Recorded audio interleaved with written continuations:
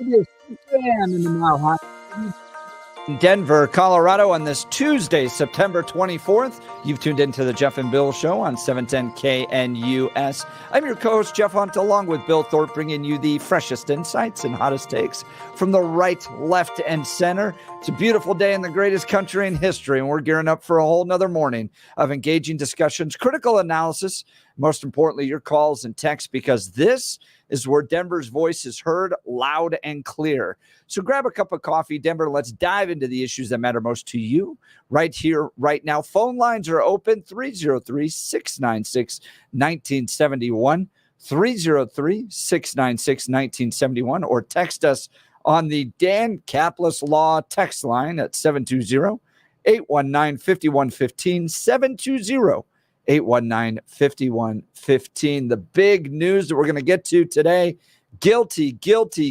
times 55. Ahmad Alyssa, the Boulder King Soopers shooter, found guilty of murder, found guilty on all counts that he was charged, and in fact will face 10 consecutive life sentences. We're going to talk to George Brauchler in the 7 o'clock hour. You know that name.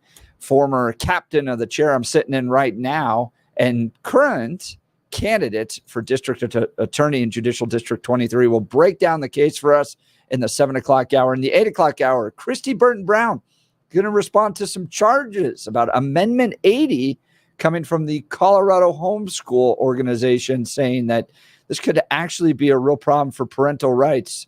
Really? School choice? A problem for parental rights? She's going to take those concerns head on, so you're not going to want to miss that conversation. I got more emails about Amendment 80 than any other ballot initiative that we're facing on my position, of people concerned that somehow this might in the future be a big problem for parental rights. I don't think that's the case. So I've spent a lot of time talking with constitutional attorneys, Kristi Burton Brown, who is an attorney and a homeschooler, and a homeschooled person herself is going to respond to some of these concerns. Yeah. And it's interesting. The concerns seem to center around the definition of quality school or quality education. Is if that is not defined inside this particular proposal, then does that allow the legislature or those people in charge to then define it? And the argument that you shared online was that then you could define that maybe something that is Bible focused wouldn't be considered quality. Yes. Maybe something that doesn't include LGBTQ wouldn't be considered quality. And so that would be the way they would be looking at using it. So it's going to be an interesting conversation. It's an interesting argument. So look, these are concerns that are coming from people that I respect. And conservatives. And conservatives, right? That's the part, yeah. And even if it was progressives, I want to have these conversations, especially as it relates to the future of the state. And so people are concerned on either side. And I've said to both of them, well, let's get on the radio and let's talk about it. Yeah. Let's hash this out and get clarity on it. And that's what's going to happen in the 8 o'clock hour. So Kristi Burton Brown with Advanced Colorado will be joining us. And then, Bill, you and I called it again. We should have a bell. Yes, we should. When we're like, there's something fishy here. I don't know what's going on, but it smells like sulfur. Yes. And I want to address it. Email show Colorado's first gentleman is pursuing more wolf-related laws. Now, we said it was coming.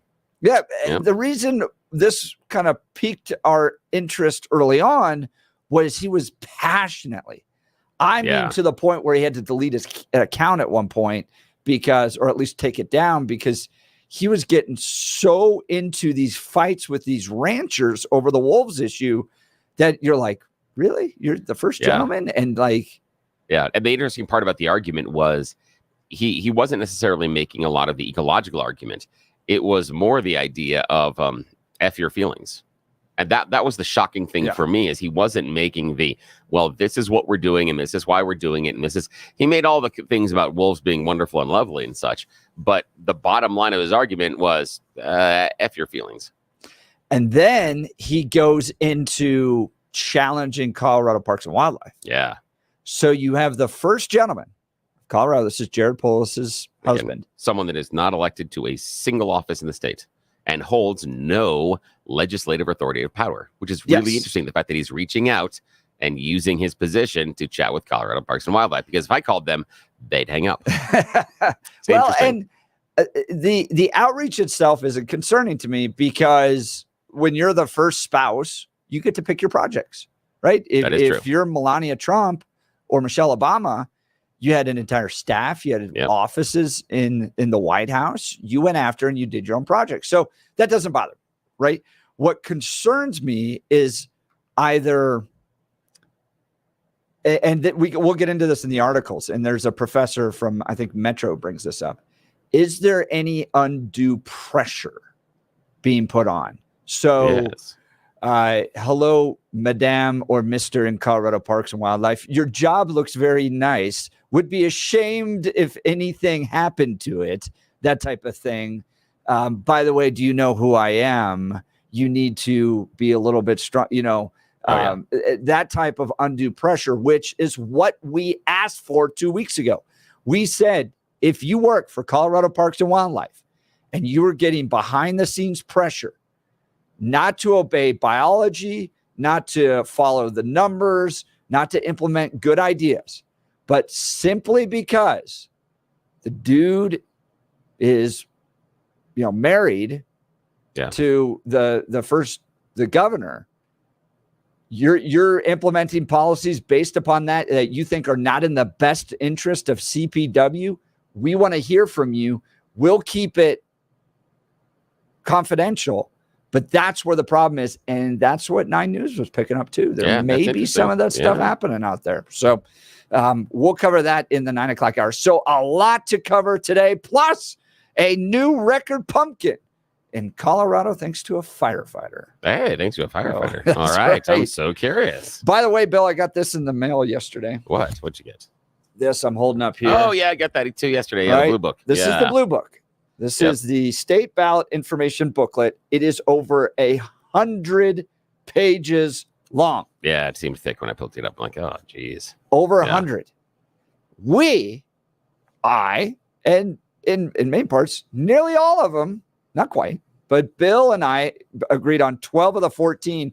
I've got a ballot guide at jeffhunt.com. If you go to the top, it's only 3 pages. Yeah, only 3. Pretty easy. Not the 100 in the blue book. Yeah.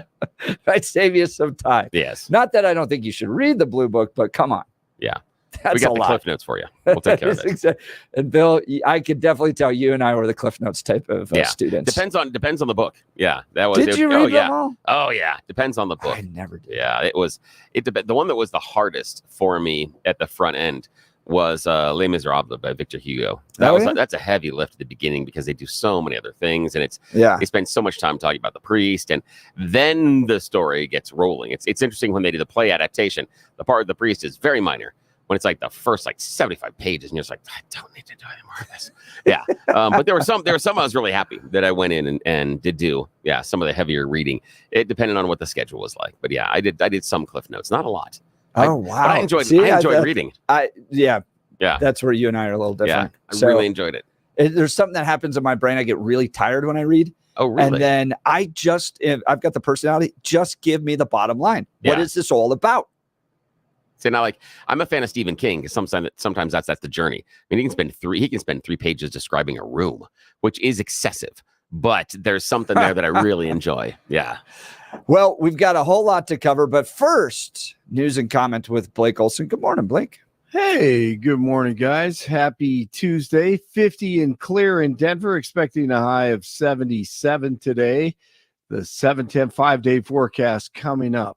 Our top story. Make no mistake about it, folks. He was planning it since the very beginning of January 2021. He was deliberate, intentional, and brutal in what he did to the people at King Soopers. They were all random victims, completely innocent. Boulder County DA Michael Doherty talking about Ahmad Alissa, of course, the man found guilty of fatally shooting 10 people at the Boulder King Soopers. He'll spend the rest of his life in prison. One of his brothers spoke after the verdict was read Monday. I feel bad and sorry for the victims, of course. I mean, if I was to put myself in their shoes, I probably would want him dead. Judge Ingrid Bakke passed down the sentence hours after the 25-year-old was found guilty on all 55 charges, including 10 counts of first-degree murder. The defense argued he was not guilty by reason of insanity, alleging he did not know the difference between right and wrong. The gunman was sentenced to 10 consecutive life sentences without the possibility of parole. The U.S. is sending additional forces to the Middle East. Key word there, additional. The woman who wants to be the commander-in-chief said this a few weeks ago. And as of today, there is not one member of the United States military who is in active duty in a combat zone in any war zone around the world, the first time this century. Where was David Smear with the fact-checking after that one that night? The Pentagon said that the move to send what was described as a small number of troops to the region is being made out of an abundance of caution. Blake, Donald Trump's concern that we are speeding towards World War III seems to be coming more and more true. Yeah, unfortunately. I mean, the attacks that are taking place between Hezbollah and Israel right now. You've got Shapiro yesterday in Pennsylvania signing bombs that the United States is sending to fight against Russia right now. It feels like we are just pushing down on the accelerator, heading towards World War III. Absolutely. It happens so quickly. I mean, just a snap of a finger and all hell breaking loose. Lebanese officials said that Israeli airstrikes killed nearly 500 people, including dozens of children last night. The suspect in the apparent assassination attempt on former President Trump is being denied bond. Ryan Ruth appeared Monday in West Palm Beach, the federal court there. A judge denied Ruth bond after hearing from federal prosecutors and the defense. Also, the Justice Department revealed new evidence in the alleged attempt, including a letter written by Ruth. The letter was addressed to the world and said, "This was an assassination attempt on Donald Trump, but I failed you."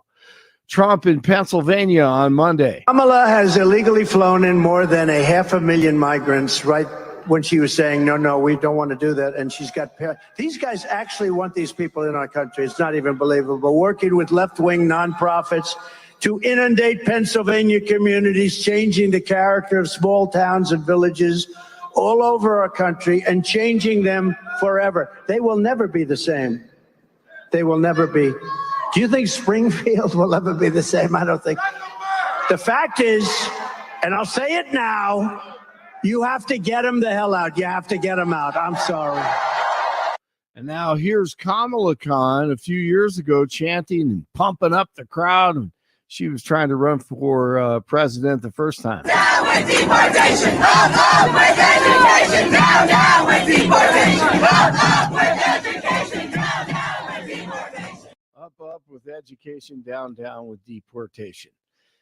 All right, President Biden is still alive. I don't know if you knew that, and he's still the president. If you lost track, he'll address the UN General Assembly today. It gives him a chance to outline his foreign policy to all the Jewish haters in the UN. Thousands of ballots were just mailed to out-of-state military members and overseas voters. This is part of a law that gives them special accommodations to ensure their voices are heard. They also get an 8-day extension to return their ballot, but it must be postmarked on Election Day. Colorado County clerks will begin sending out the remaining ballots on October 11th, and drop boxes open on the 21st. News brought to you by Lair Fireplace and Patio, Denver's premier source for everything fireplace, patio, and grills, locally owned and operated since 1954, online at lairfireplacepatio.com. Josh Allen, 4 touchdowns, 47-10 over the Bills. And understand what you're getting. But Chad Muma, who's a fantastic athlete, stalls his feet, doesn't really quite take away anything. And Ty Johnson just runs to the flag rather. Josh puts it on him, touchdown. So that was Allen, former Wyoming Cowboy, and Muma, former Wyoming Cowboy, and my best friend's nephew just got away from him on that one, and Josh Allen took advantage. Muma, by the way, star at Legend High School in Parker, if you didn't know that by now. Commanders beat the Bengals 38-33. 47 in Brighton, 49 in Littleton, 50 in Denver. Jeff and Billy continue on Tuesday. Blake Olson, News Talk 710 KNUS. High pressure combined with very low humidity and the jet stream riding far to our north means fair, dry, pleasant September weather for Denver and the Front Range for the week ahead. Partly cloudy skies, mid to upper 70s today, clear tonight, lower to mid 50s, mostly sunny with 80s Wednesday, 80s to near 90 Thursday, and middle to upper 80s Friday through Sunday, lows at night, 40s and 50s. Weather sponsored by branchplanning.com. Secure your retirement plans with a free review to help provide asset protection, long-term care, or even income for life. Get your complimentary review at branchplanning.com or call 303-219-0088. Meteorologist Don Day in the 710 KNUS Weather Center.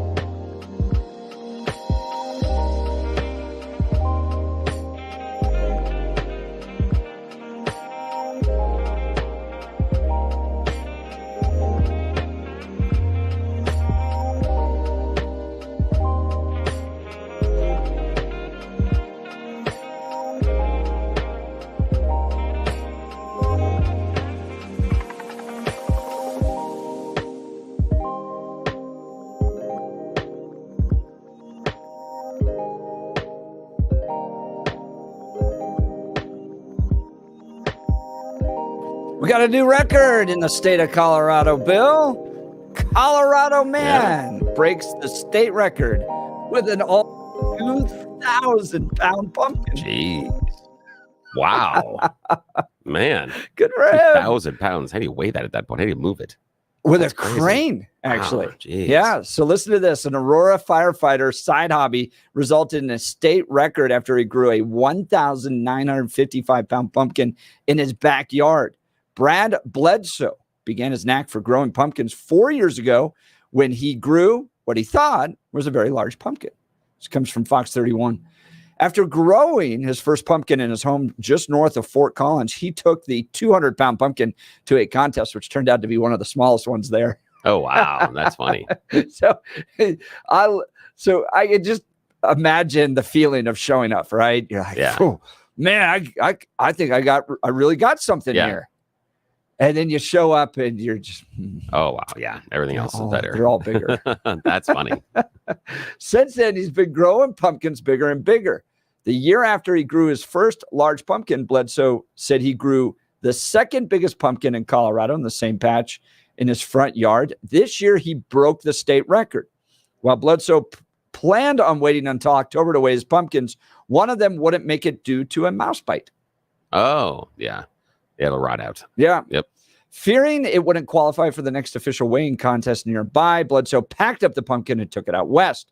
Bledsoe used a crane, loaded it onto his truck and trailer. He took the pumpkin on a 15-hour drive to California. Could you imagine watching that go by? Yeah.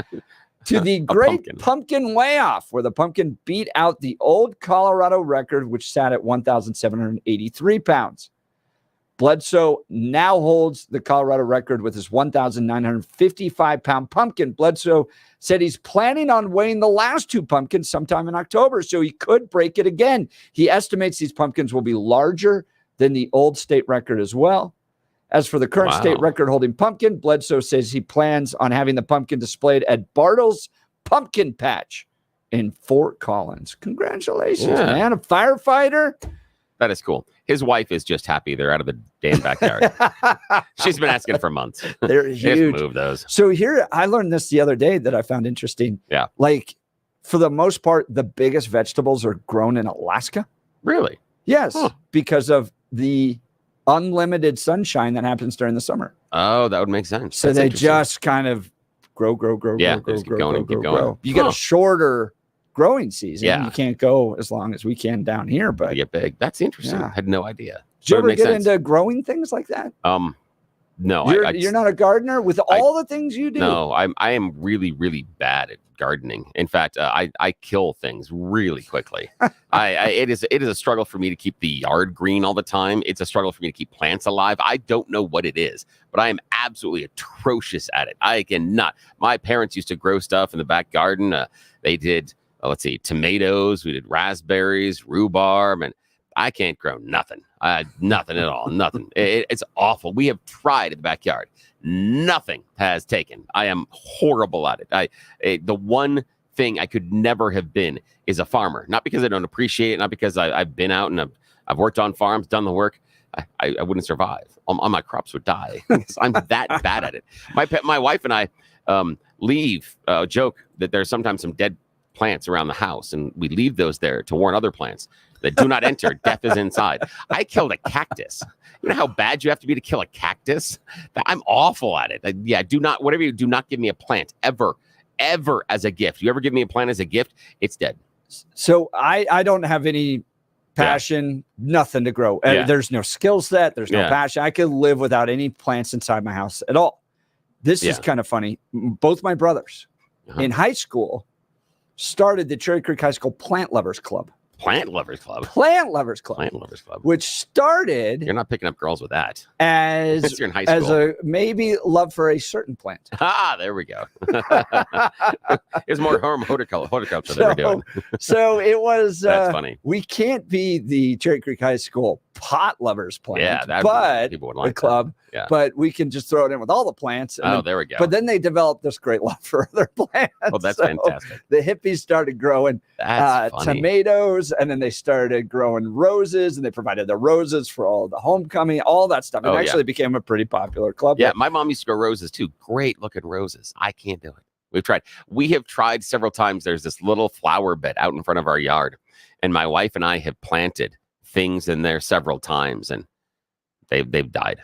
We have found one thing called, I think they're called icicle plants, which is kind of a ground cover thing that looks really cool because it came out these little like either purple or white flowers. Really neat. Covers the ground. That's all I can do. Nothing else. Hey, text Nothing else. us in on the text line, the Dan Campos Law text line, 720-819-5115. I would love to see pictures of some of those things. Yeah. Looking at these pumpkins, holy cow. I can imagine. And what do you do with it?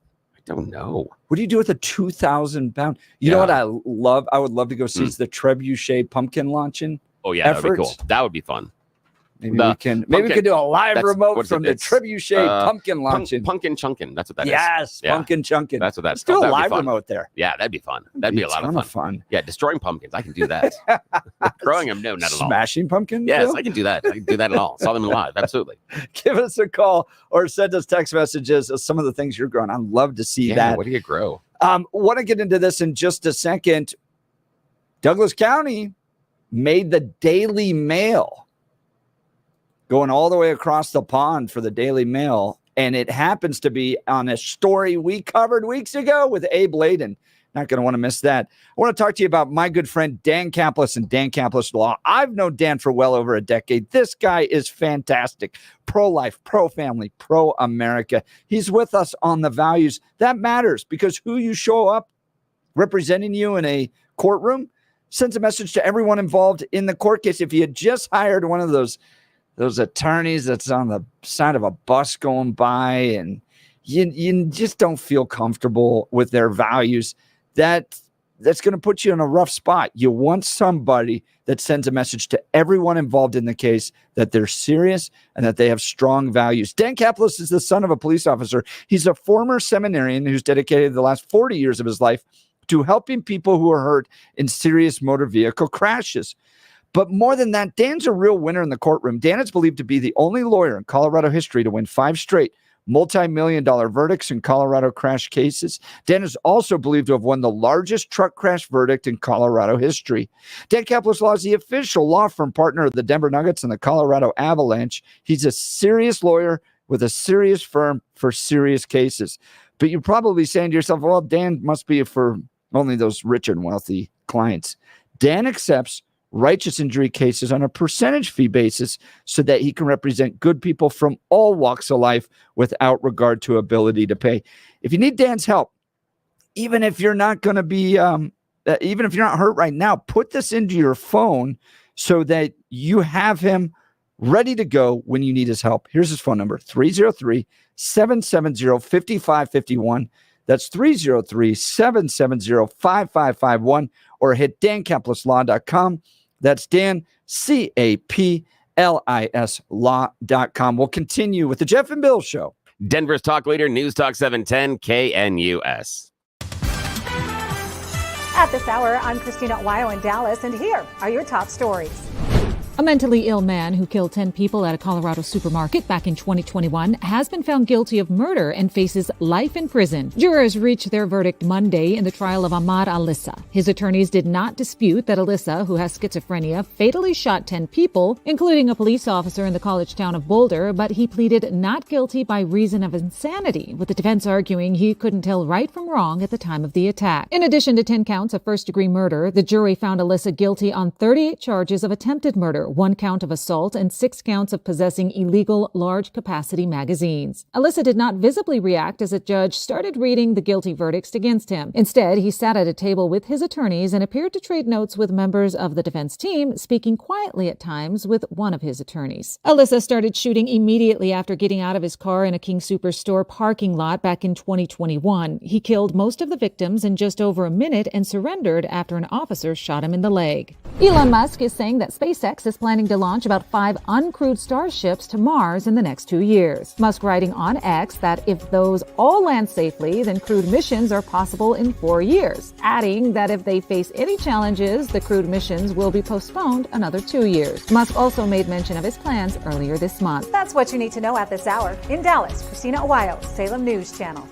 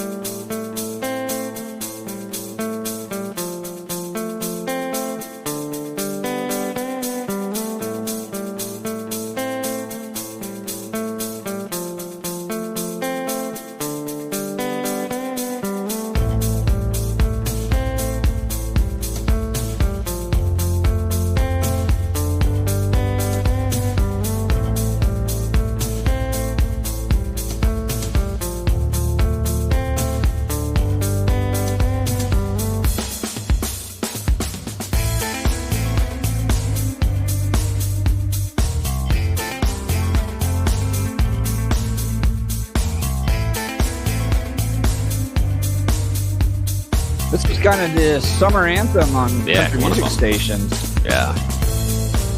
It's one of them. Shabuzi. I'd never heard of Shabuzi until this summer. Shabuzi's got a couple other hits out there. This is the biggest one, easily.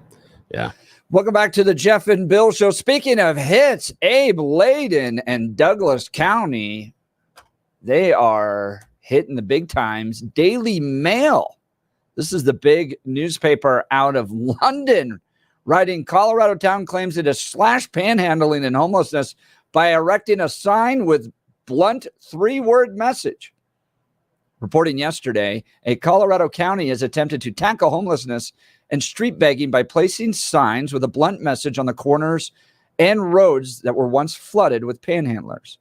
Handouts Don't Help, reads the signs, meant to stop people from giving money directly to homeless people in Douglas County. A link on the 70 signs throughout the area prompt people to make donations on the Douglas County Community Foundation website. This foundation helps connect people in need with helpful resources.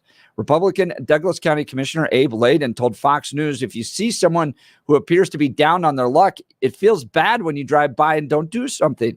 But the flip side is we all know the stories of those who maybe did not use all the funds they received in the most appropriate way. Maybe it's going to food. Maybe it's going to drugs. You don't know where the money is going. Colorado Politics and the Gazette reported that on this originally that they had dropped down from 43 homeless individuals to 6 by simply putting up those signs and encouraging people not to give money to the panhandlers. Now, we hosted Abe Layden live on the show when we did the live broadcast down at Doug's Diner, and Abe came in and talked about this.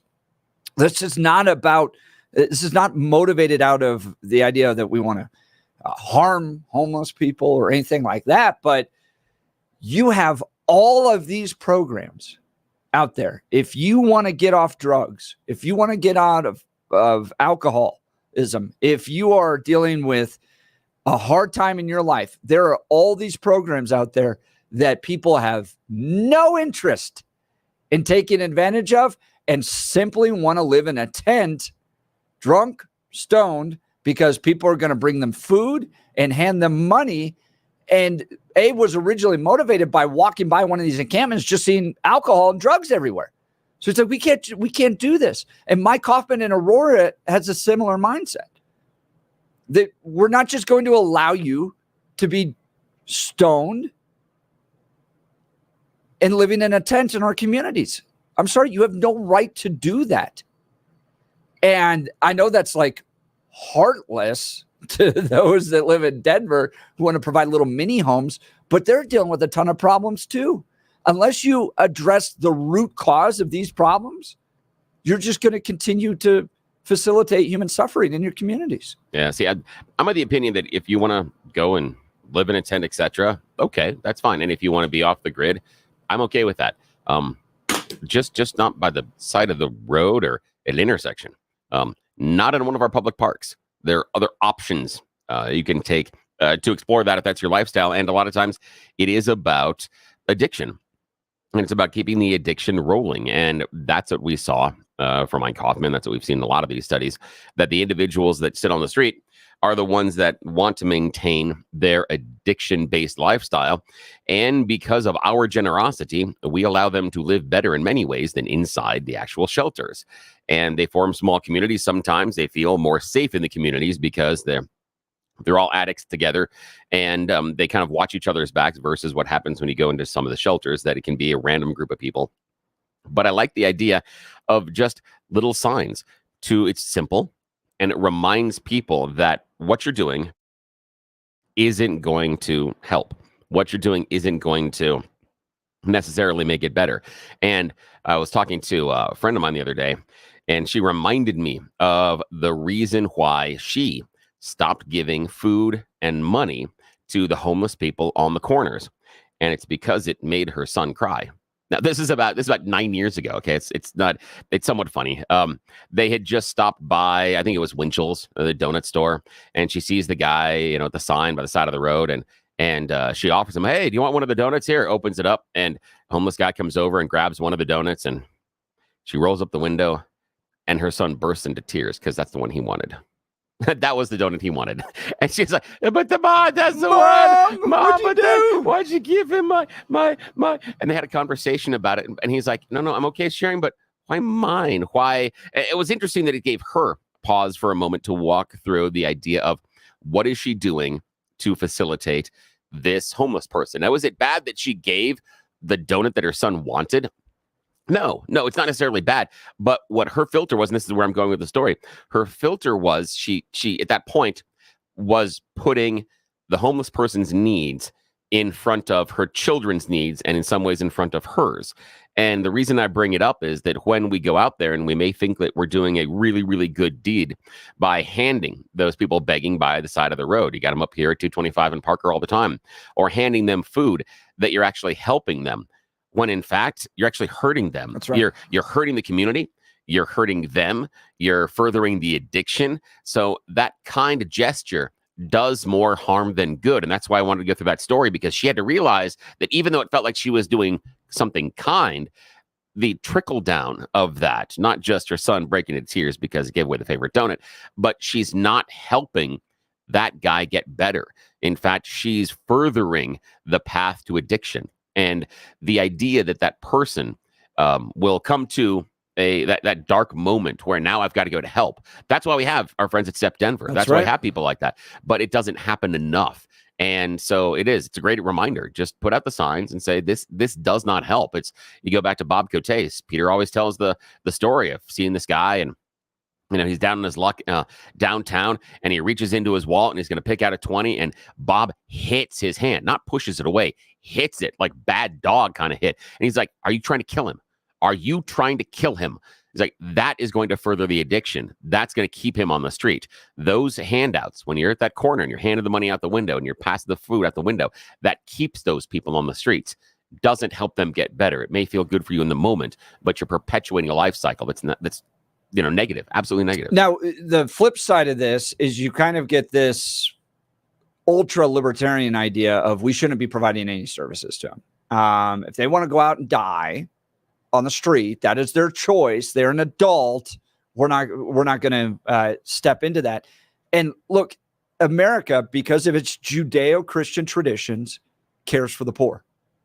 That goes back to Judaism and the idea of gleaning, which means we don't take all of the crops. We leave some out there for those that need help. And then you can't get through the New Testament at all without being scared. You're going to be judged very, very seriously on how you treat the poor. Yeah. Right. There are story after story after story that Jesus talks about that you are going to face judgment on how you treat the poor. So we as a society have to take that seriously. But homelessness today is different than it was back then. And it's different than what you had in the 40s and 50s. Yeah. Back then, you had what was called a hot and a cot. We're going to provide, look, you're just down on your luck. Maybe we're going through the Great Depression. We're going to have a hot shower, hot food, warm place to sleep, and then you're expected to get back out there and work. But you have facilitated, at this point, addiction after addiction after addiction, and people stuck there and living terrible lives because we feel compelled to try to help them, but it just ends up hurting them. There are look, Douglas County, Aurora have the right approach to this. Denver, on the other hand, 2,000 emergency 911 calls in one homeless village in an 8-month period. Housing first is a disaster. Just getting them here. We're just going to give you a place. We'll give you a case officer. That's what Mike Johnston said with regards to your drug addiction. Yeah. But here's a place. Now, what they found is that, they're not necessarily doing drugs right in the little home, but they're walking around the corner outside. Yeah. And it's down there. We talked about it when they were putting together these small villages. And one of the things that you and I talked about was the importance for security. On the ground security 24/7, because these people are dealing with addiction. And if you're a drug dealer, where are you going to go? They have just set up an open marketplace. You have got all of your customers in one location. So why would you not go there to deal with drugs? That's exactly right. So Douglas County, Aurora, doing that right. If you want help, if you are in a challenging situation, by all means, the county, the city should step in to help you. if you are drug addicted and want to get off of that, if you're struggling with alcohol, there's programs to help you with that. But we can't just allow people to live drunk and stoned in tents in our communities because they're a threat to the safety of everybody around us as well. Let's go to Marcus, Aurora. Good morning, Marcus. You're on the Jeff and Bill Show, News Talk 710 KNUS. Morning. Yeah, how you guys been? Hey, you've seen the same thing I've seen. I've seen the same people year after year after year. And I like that idea of no handouts. And I'm kind of amazed that you can talk to them sometimes. How come you're still out here? They will never give you an answer. Well, because in many ways they're choosing that. Yeah.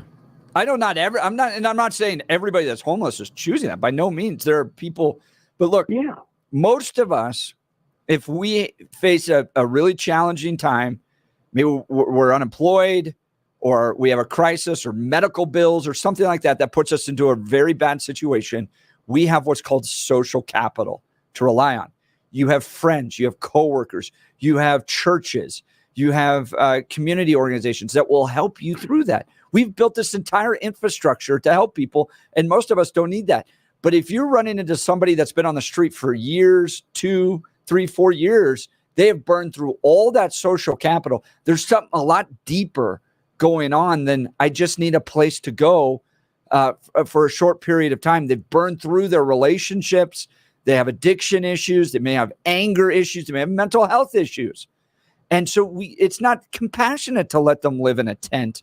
Yeah. Stoned. I mean, Marcus, a friend of the show, Vincent, who works down at Step Denver, he's in charge of the vehicle donation program. And again, if anybody out there has a car, truck, something you want to get rid of, doesn't even have to be running, they'll take it for you and they'll give you the money for whatever they're going to sell it for. They'll fix it up and then they auction it off. And so you get a higher tax deduction than if you were going to just do it yourself. So always, if you have getting rid of a vehicle, throw it over to Vincent at Step Denver. It's a great way to help out some people and also to save some money on your taxes. But Vincent tells the story, Marcus, of when he reached that moment that he had to make a choice and had to make a change. He went to his parents. He went to mom's house. Mom had him arrested. Yeah. Arrested. He's showing up at mom's house saying, I am ready to finally get help. And mom has him arrested because of all the social capital he had burnt through. He had already stolen enough things from the family. He's already violated their privacy and their trust so many times. Even though he was there to say, I'm finally seeking help, his sister was in the other room with the police, and he was arrested on the front porch of mom's house. Because that's the amount of social capital he had burnt through. That's where he was based on his addiction. In many ways, his mom was acting out of love there because she needed those police to step in and get things straight. And he said it was great. He holds absolutely zero anger or frustration or anything bad with her. He's like, yes, that's what I needed. He was ready to get into a program, and he did have to pay for his past transgressions, which included some time in jail. Yes, he firmly admits that what mom did was absolutely appropriate, but think about that. Think about the point where your son or daughter shows up on your porch. You call the cops because of what they've done. I mean, crap. Marcus, appreciate the call. Thanks so much. Marcus's line will be open 303-696-1971. Douglas County saying no to handouts for homeless. They have dropped it from 42 down to 6. Whereas Denver, building housing for homeless, has now gone homeless population from 6,884 to 9,000. Jeez. It's rose. Yeah. It's rose up that high. So when you provide those services, you draw those people in. Yes, you do. And I'm not sure you're necessarily helping them. We'll continue with the Jeff and Bill Show. Well, Denver's talk leader, News Talk 710 KNUS. What if this sound actually made you smile, giving you a chance to win gas and groceries for a year? It's the $13,000 gas and grocery giveaway. The grand prize winner gets $10,000 in gas and grocery gift cards. 2 first prize winners get $1,000 in gift cards. And 2 second prize winners get $500 in gift cards. Presented by Branch Planning. Secure your future retirement with a reliable income stream. Get your complimentary review at branchplanning.com or call 303-219-0088. The $13,000 gas and groceries giveaway. Enter today at 710knus.com.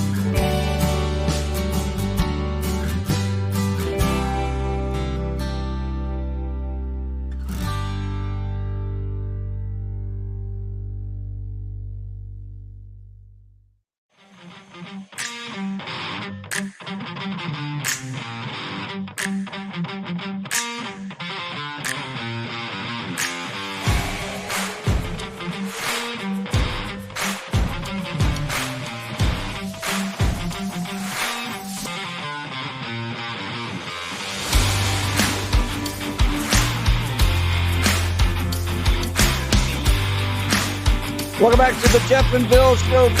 We got to give the people what they want. Yes. You choose the news. Yep, it's that time of the morning where we make really questionable decisions, something we call You Choose the News. Yes, we take our careers in our very own hands by playing this fake radio news game show with you. I have scoured the interwebs for mere moments this morning for really dumb stories about us humans right here in my hand, giving them even more ridiculous headlines so that we can goof off for just a little bit. Why? Because nobody in charge has any idea we are doing this. So, shh, it's a secret. Do not tell them. We have some very, very important people in town this week, and if they find out, this could go badly for me. So I'm just saying, help me out here. So, shh. Alrighty. Gentlemen, Jeff Hunt and Blake Olson in the newsroom.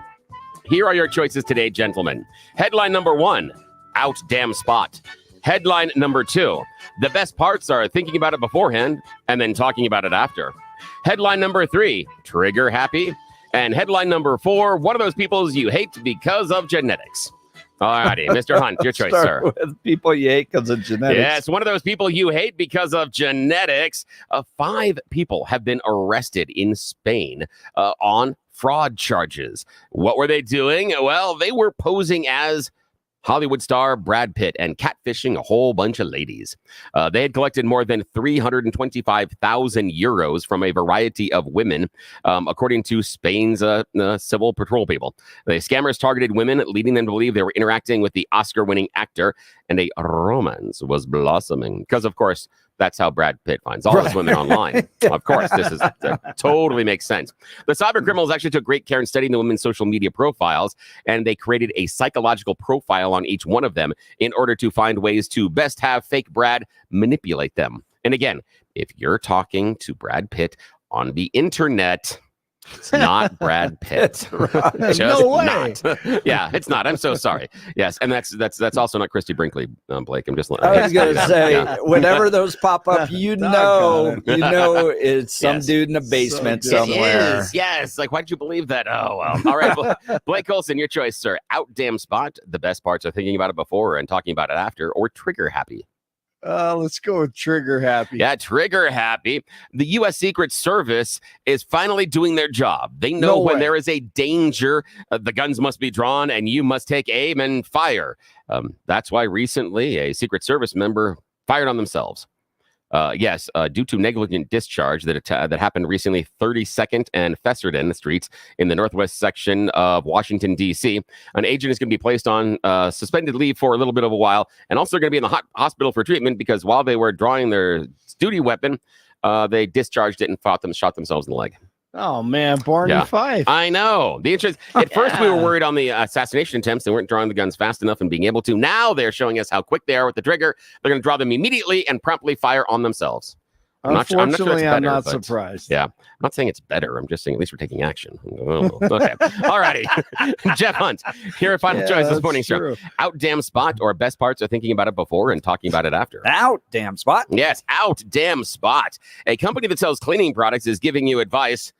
Stop doing it. Stop cleaning your clothes. Wash your clothes less. It's bad for them. Ecover is calling for a change in laundry habits. They're doing this in England right now after they found out that people feel societal pressure to wash their clothes too damn often. And they were unaware this could use extra water, causing them to spend more money and also damage the clothes. Some clothes are not meant with some of our harsh detergents to be washed that often. Jeans among them. Do not wash your jeans. Go months and months and months without washing the jeans is what the experts say. Researchers found that about 18% of the Britons they interviewed wrongly were washing their clothes more frequently than they needed to. They feel pressure to do the laundry more frequently, in part because of when they go out, they feel that everything needs to have that fresh, pressed, clean feel, much like we see the stars on the red carpet. That was the interesting part about this. So, yeah, it was the stars on the red carpet and their appearances that seemed to provide some societal pressure. They were like, but I want to look like my stars who, like, they have people, right? So in Britain, we're adding to the fact that they already don't get braces and have nice teeth and visit the dentist. Yes. You're now not going to wash your jeans at all. Yes. Well, not as often. Really not as often, because evidently they were washing it way too often. So I didn't know it was a thing that you could wash it way too often. I know that some of the harsh chemicals we use in our dishwashing detergent can do some stuff to some of your more, like your china and things like that. It can break them down and cause them to Dude, I live on a earlier. ranch. If I don't wash my clothes, we smell like goats. It is terrible. That's You right. don't want me taking that advice. See, then on the other hand, I have 2 teenage daughters in the house, and evidently they think there's some sort of challenge to keep all of the dirty clothes and never wash them. That's fantastic. Yeah, I've experienced that. Well, that's it, guys. That's the end of You Choose the News. Back to you, Jeff. All right, coming up in the 7 o'clock hour, George Brauchler is going to join us to provide analysis on the verdicts that came in down yesterday on the King Soopers shooters. You're listening to the Jeff and Bill Show. Denver's talk leader, News Talk 710 KNUS.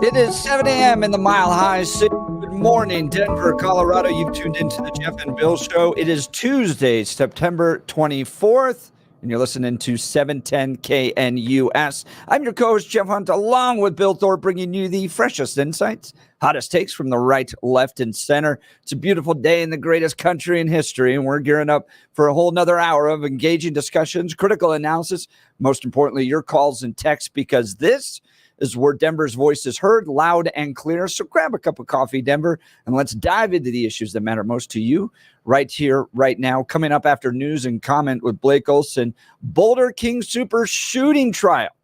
Gunman found guilty on all 55 counts. The jury did not believe the claim from the defense that he was insane and could not understand the difference between right and wrong. He is going to face 10 consecutive life sentences. He's not going anywhere. And we don't have the death penalty in Colorado, which I wish we did. But in this case, he's going to have a nice cushy life in a prison somewhere instead of being ushered off this mortal coil, they say, by the state. We will hear from George Brauchler, candidate for District Attorney, Judicial District 23, and get some insight from him on how this case turned out. But a big win for the District Attorney's office in Boulder. But first, news and comment with Blake Olson. Good morning, Blake. Hey, good morning, Jeff and Billy. It's 49 and partly cloudy in Denver, expecting a high of 77 today.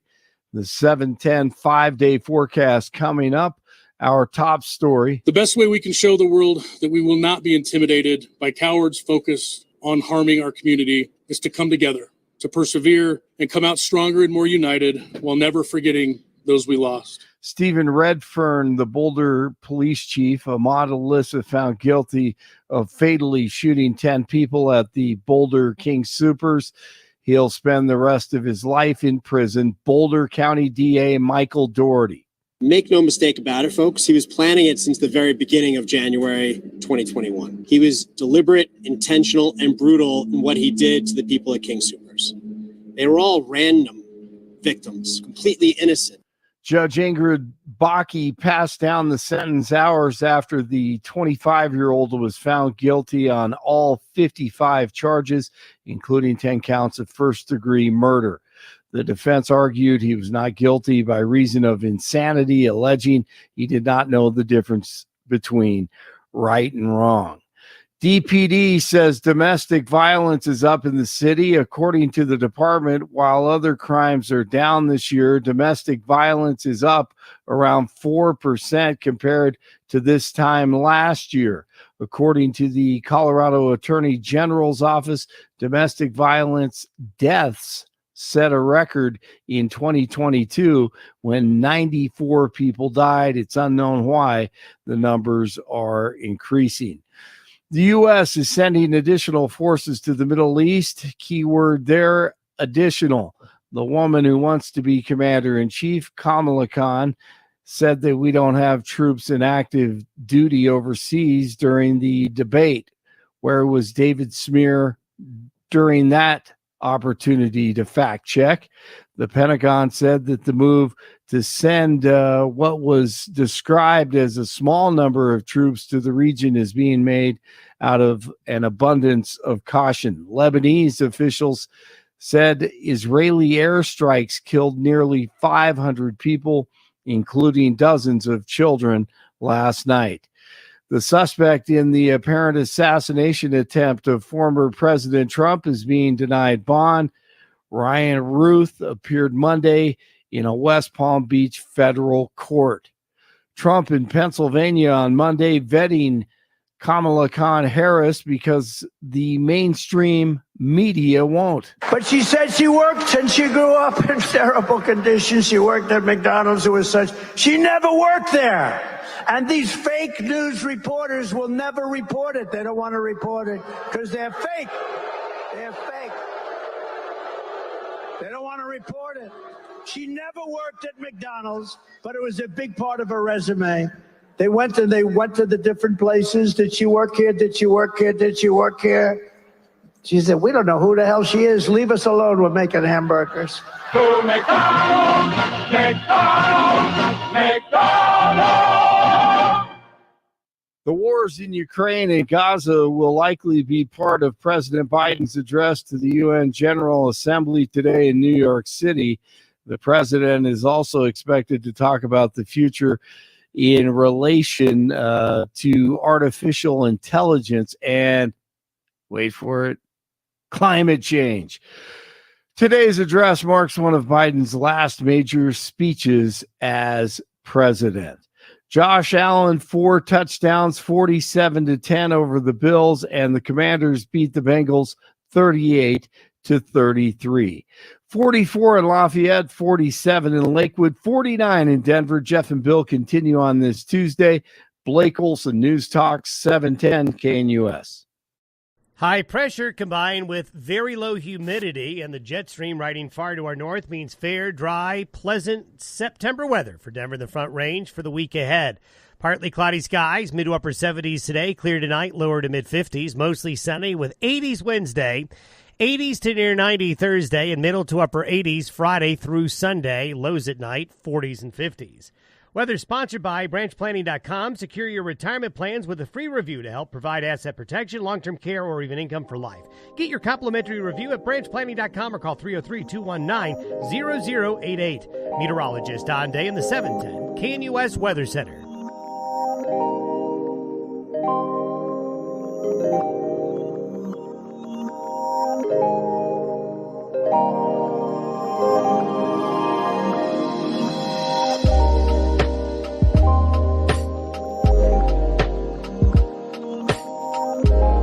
Welcome back to the Jeff and Bill Show. Big news coming out of yesterday. Boulder King Soopers shooting trial. Gunman found guilty of murder. Denver Gazette reporting. Boulder jury finds Ahmad Alyssa guilty on all 55 counts. Now, he's provided commentary and analysis throughout the case for us. We're glad to have him back to wrap this up. George Brauchler, he's candidate for District Attorney in Judicial District 23, which would include Elbert, Lincoln, and Douglas counties. George, thanks so much for being on the Jeff and Bill Show. Thanks, guys, for having me on again. Love it. Love being on with you guys. Love listening to the show. Glad to have you here and glad to sit in the captain's seat with you. Let's talk about yesterday. Big win for the Boulder DA. Give us your analysis. It was a big win. I think for some, they think, wow, that verdict was really quick. It could have actually been quicker. If you go back to Friday when they finished their closing arguments, there was about a 2-hour delay in getting the jury commissioned really to sworn to go and do deliberations because the public defender's office insisted on having the judge read every single instruction and verdict form out loud. The instruction's normal, verdict form's not. And it added about 2 hours to it. If they had had those extra 2 hours, it makes you wonder if they wouldn't have come up with a verdict that same day. Nonetheless, the case really did come down to one single issue, and that was whether this guy knew right from wrong when he pulled the trigger all those times. And you know, you got snippets of this. I watched a lot of this. When you can't come up with a single mental health professional on the planet Earth to show up and say your client is insane, it's a long, slow plea, and that's what happened. Well, and from reporting that we read in the Denver Gazette, the jury wanted went back, asked for some clarification about voices that the shooter was hearing in his head. And when they asked for specifics about what did the voices tell you to do, he just was like, well, they just kind of grunted and things like that, right? So it didn't seem like the defense really provided clear indication and testimony that he was hearing voices telling him to do stuff. I think that's right. And if you listen to one of the doctors, incredibly experienced doctor, Dr. Gray from Colorado Mental Health Institute of Pueblo, and the other expert witnesses that have testified in the most gentle, respectful way they could, they say that is pretty unusual, right? Like that is not consistent with what they normally come across when a schizophrenic is going through delusions and a psychotic break that involves these sort of external voices that are telling them to do things. And I think, you know, you read between the lines, what they're saying is that's fake. They didn't say that. They didn't say malingering. It just sounds like they were very skeptical. Now, let's give folks a review of what Ahmad Alyssa did. He went to the King Soopers. 10 people were killed there. He's now been found guilty in all 55 counts. Remind the listeners what happened that day. You know, he'd spent some considerable time planning for this. And I think that's why you saw the defense abandon in their opening statement the idea that he acted with intent after deliberation. But he goes into and what makes this mass shooting remarkable is you generally have deceased and you have those who were shot but not killed. Nobody in King Soopers that was shot lived. And in part, and Michael Dougherty, the DA, emphasized this, he was going to make sure he left nothing to chance. Every single person that he shot was going to die. And so what you found is out of 10 victims, only one was shot a single time. Everybody else was shot multiple times. Many of those second shots were the lethal shots, the coup de grace, if you will.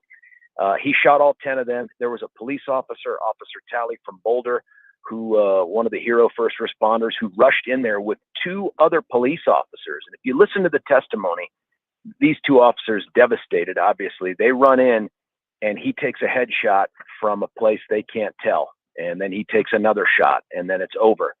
And then when the police surround the place and this guy is heard saying things like, this is fun, this is fun.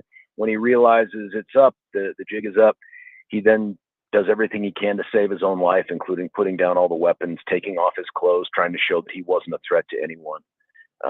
It was pretty evil. In my analysis of his background, he did seem to have some mental health issues. He was that kind of traditional loner that you think of that does these types of shootings. No girlfriend, lived in his parents' basement, couldn't hold a job, even though his family owned a series of restaurants. Not very successful, not even really kind of well-liked even within his family. And then did they ever get a sense of motive out of this case, why he targeted the King Soopers, why he planned to do this, why he wanted to hurt and harm and murder 10 people? No. And Jeff, that is the question that has yet to be answered. And it's the one that the defense fixated on in their opening and throughout the trial. And that is the reason. And there's no requirement for a motive to convict someone of a crime, right? But they said the reason you will never hear of a motive is because there isn't one, because our client is insane. That's the motive, because there's no motive. And that makes it really unusual. They didn't come up with one. Now, listen, I don't want people listening to this think that this guy was right as rain and then just decided to do this for no good reason. Guy's mentally ill. Everybody agrees, including the state doctors, that he suffered from a serious mental illness, which is schizophrenia. But if you also listen to the state doctors, they tell you, look, 1% of the population likely has some variation of schizo, fill in the blank, right? And yet we don't see 3 million or 3.6 million people running around committing mass shootings. That's how you know that the mental illness plays a role, but it's not dispositive of the evil intent that took place here. How'd this guy get a gun? I mean, there's... At this point, were there red flag laws out there? Could somebody have said something about him? Was there anything that could have been done to prevent him from getting this gun? Whatever could have been done would have had to have been done by his family. As you pointed out, Jeff, he was kind of a recluse in a way, a little bit of a shut-in, had no friends, had no girlfriend. Family had contact with him every single day, lived in their house. Whatever suspicions they harbored, they obviously didn't treat very seriously. And so when they showed up on the stand at trial to talk about how he was going through these huge changes and we couldn't trust him with anything, they got blown up pretty readily by the prosecution over things like, hey, like the day before this happened, they say to the brother, you loaned him your BMW to drive you to work and then have all day. That's not the kind of thing you do with someone who you're suspicious of their motives and their ability to act safely. So whatever they saw didn't rise to the level that they were concerned for themselves, him, or anyone outside of their home. So it's hard to say. In the rearview mirror, yeah, you point to a million things and say, man, if only. But in the moment, the people closest to him that knew him his whole life did not think he was a threat. Talking with George Brauchler. He's a candidate for district attorney in Judicial District 23. George, the victims seem to spread a wide age range. Some were in their early 20s, others a little bit older. Can you talk a little bit about the victims and then who survived? There were people that crawled into displays. How did they survive the shooting? Can we talk about those that suffered that day? Yeah, first off, I listened to as much of the sentencing that I could. And I found it unusual, by the way, that Judge Bakke said, let's do the sentencing, in 15 minutes after the verdict came in. But nonetheless, I also get the motive to want to get closure done for the community, for the victims, for everybody else. But listening to those family members, the survivors, buddy, it is gut wrenching. You can't be the father of a child or a husband or a son and not hear something in there where you thought, oh my God, I mean, just the tragedy. But you've got people there. There's a mom working there with her son at King Soopers. She's in the parking lot eating like her lunch while her son, who isn't supposed to work that day, goes in to grab a meal. He's killed inside that King Soopers, young man. I think he was like 19 or 20 years old.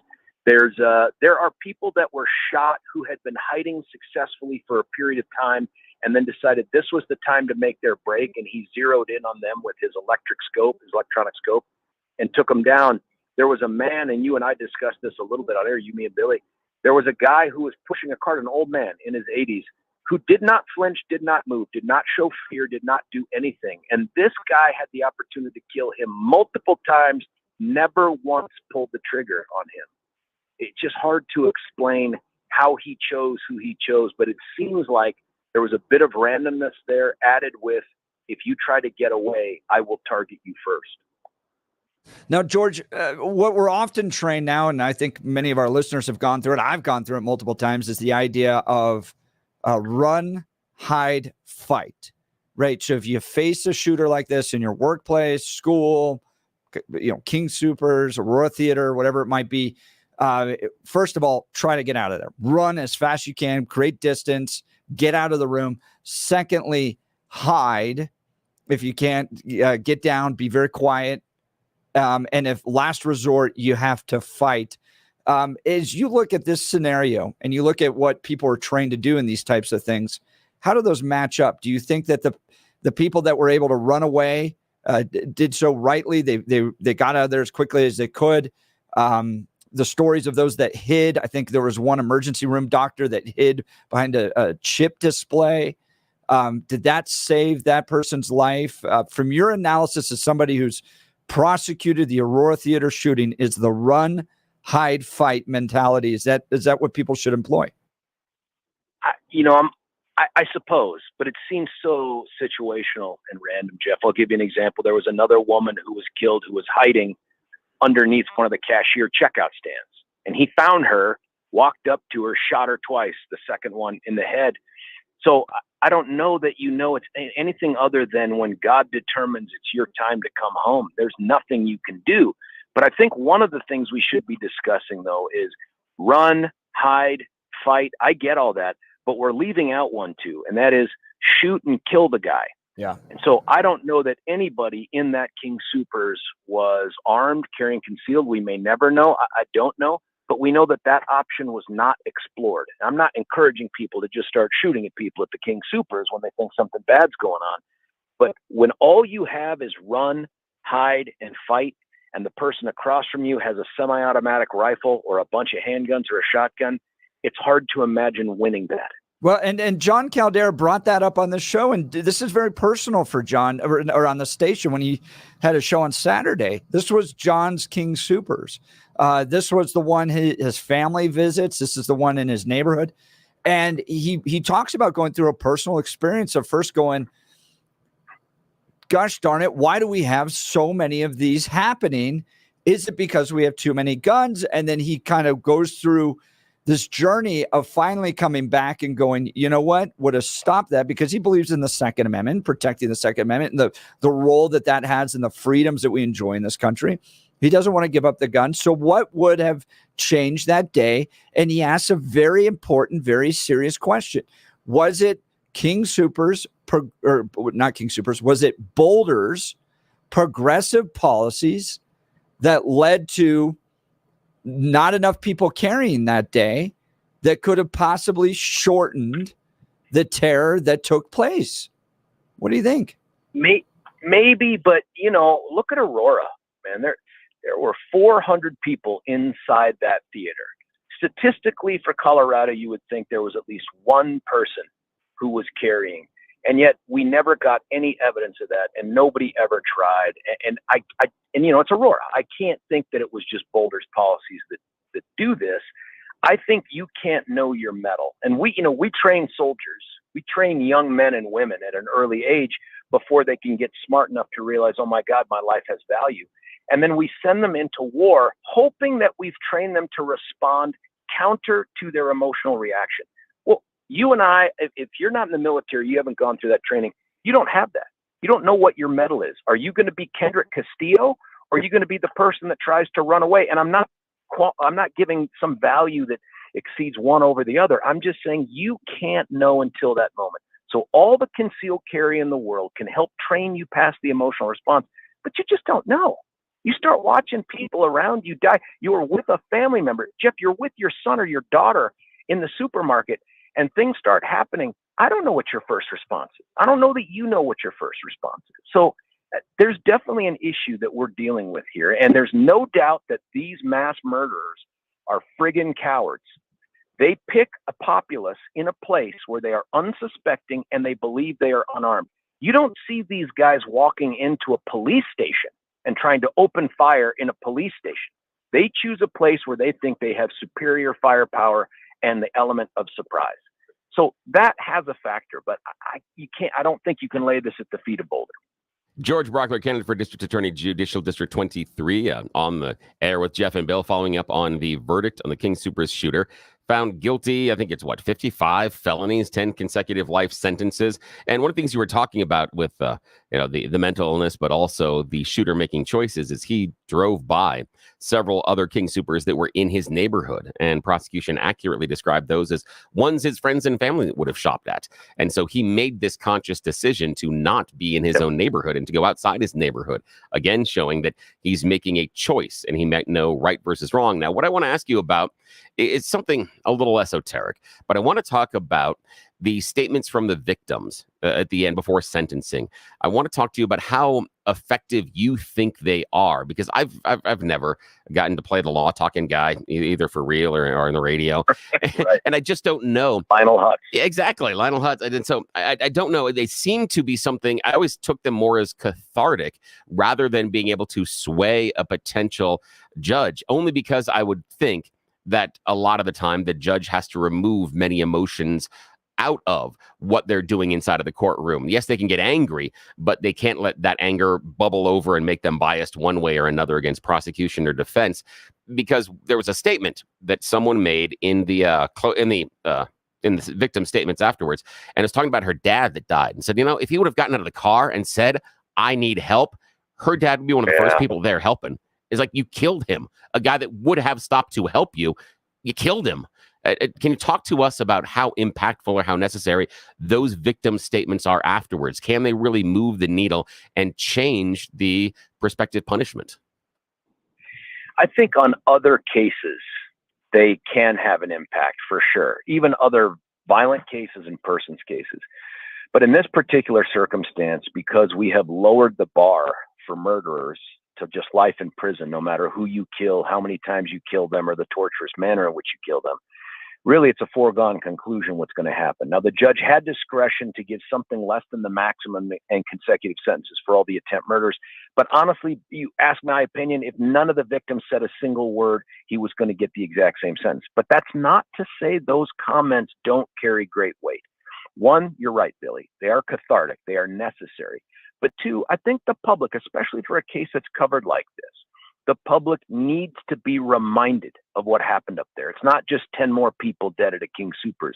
The ripple effects of every bullet that was fired are still unknown, but we have a better sense of the loss. And the third part is, we don't know what some feckless governor in the future is going to do with this case. And I had mentioned this before, so they're like, "Oh, you really think something could happen?" I said, no, not this term, not next term, probably not in the next 12 years. But at some point, this guy is either going to progress to a point where maybe he's not as mentally ill anymore. Maybe he does something nice in prison. Maybe he cures cancer. Nobody should care about any of that. But what we've seen in our recent past is that we have governors who are willing to come back and using their superpowers of clemency and undo the sentences that these violent criminals have earned. And you can look at Nathan Dunlap.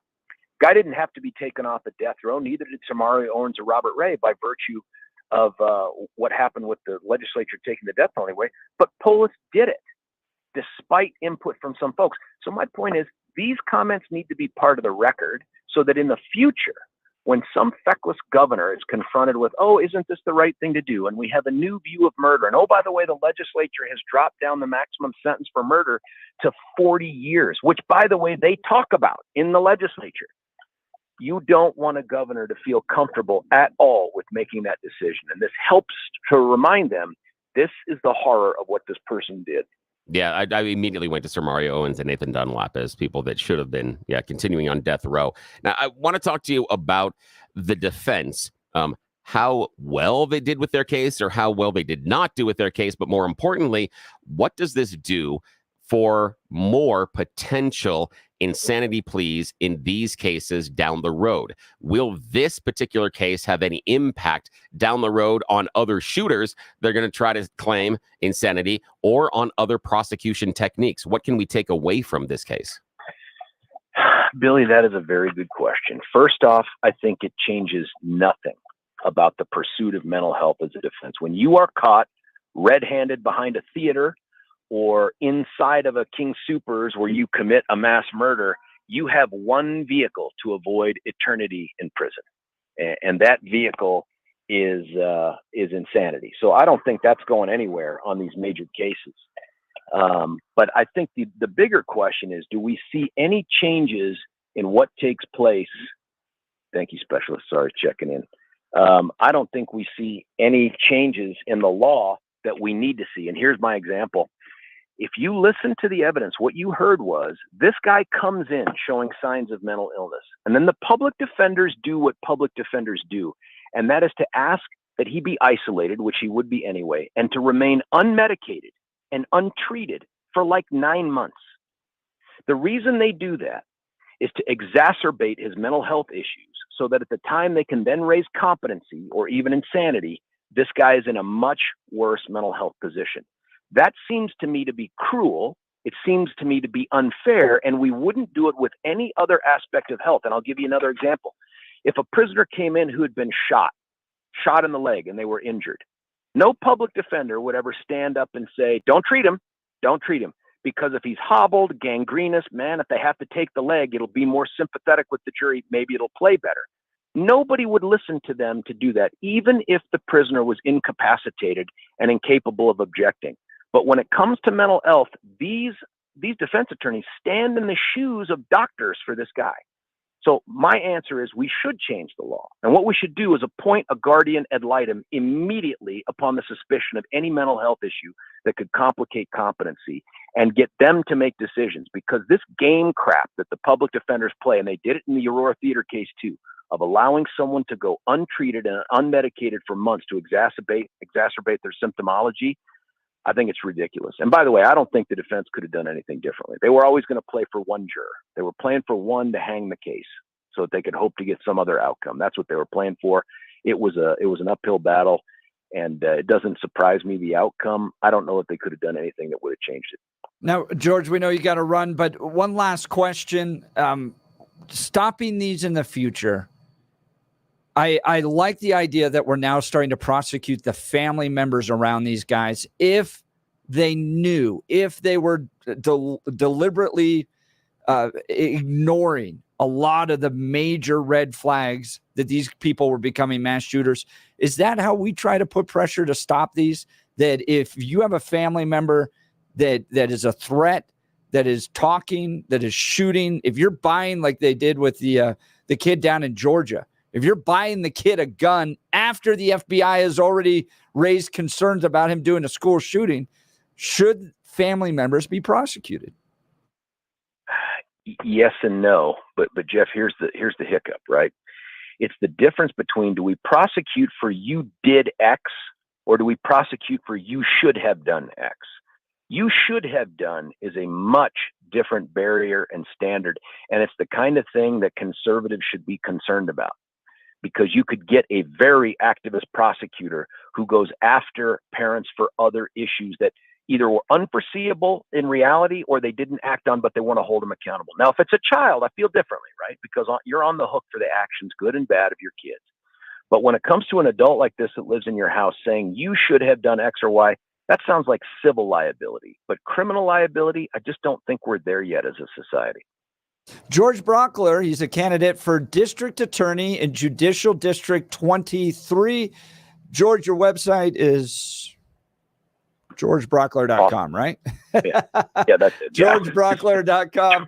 georgebrauchler.com. Thanks so much for taking time to help us provide some analysis on that important case. And thank you to the good people up in the district attorney's office of Boulder getting this one right. So by the way, nobody gets the details you guys get. You guys do a deep dive on these things like nobody else. So if you're listening, you guys got something nobody else gets.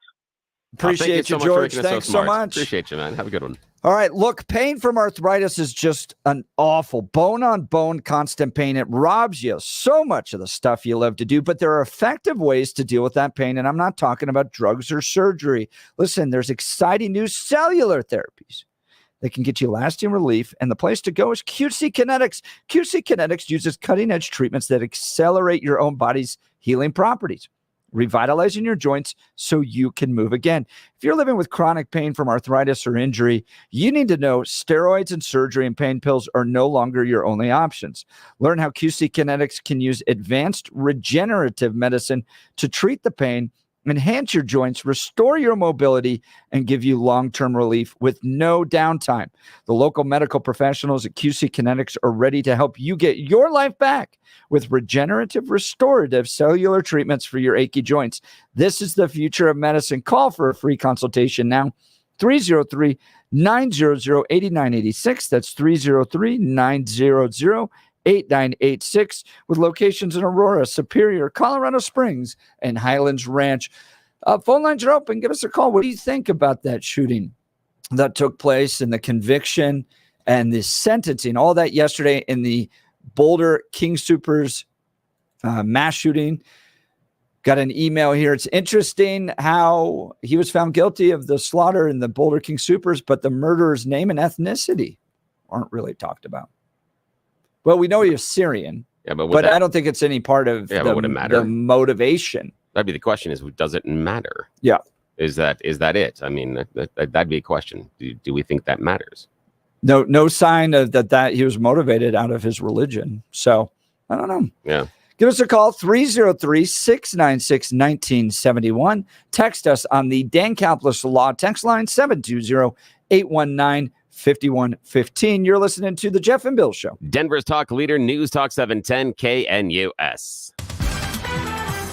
At this hour, I'm Christina Ohio in Dallas, and here are your top stories.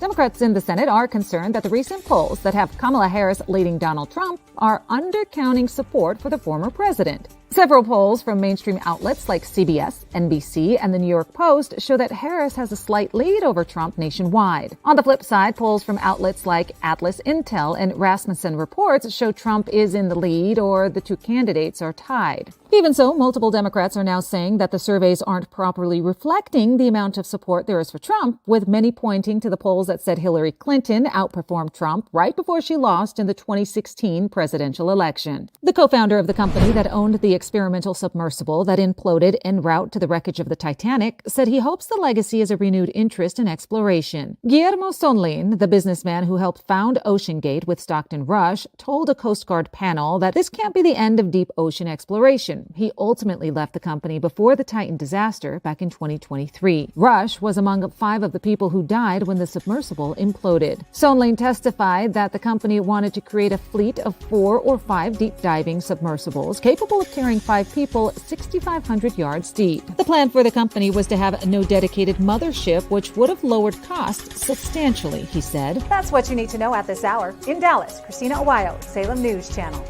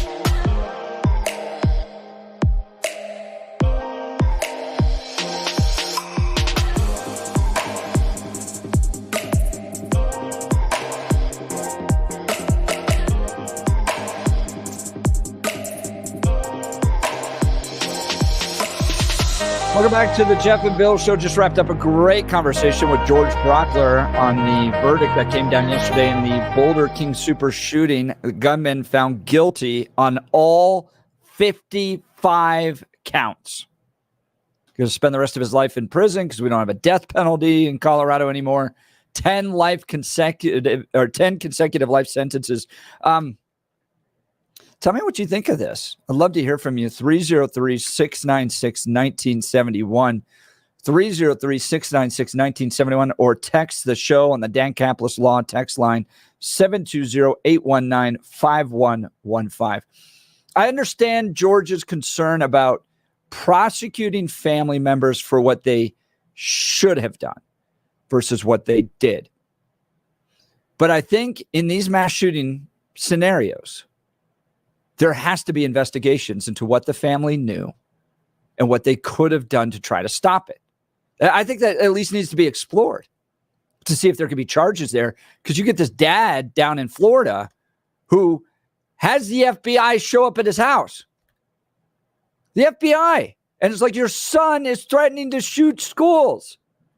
And then the dad's like, Merry Christmas, son. Here's an AR-15. Yeah.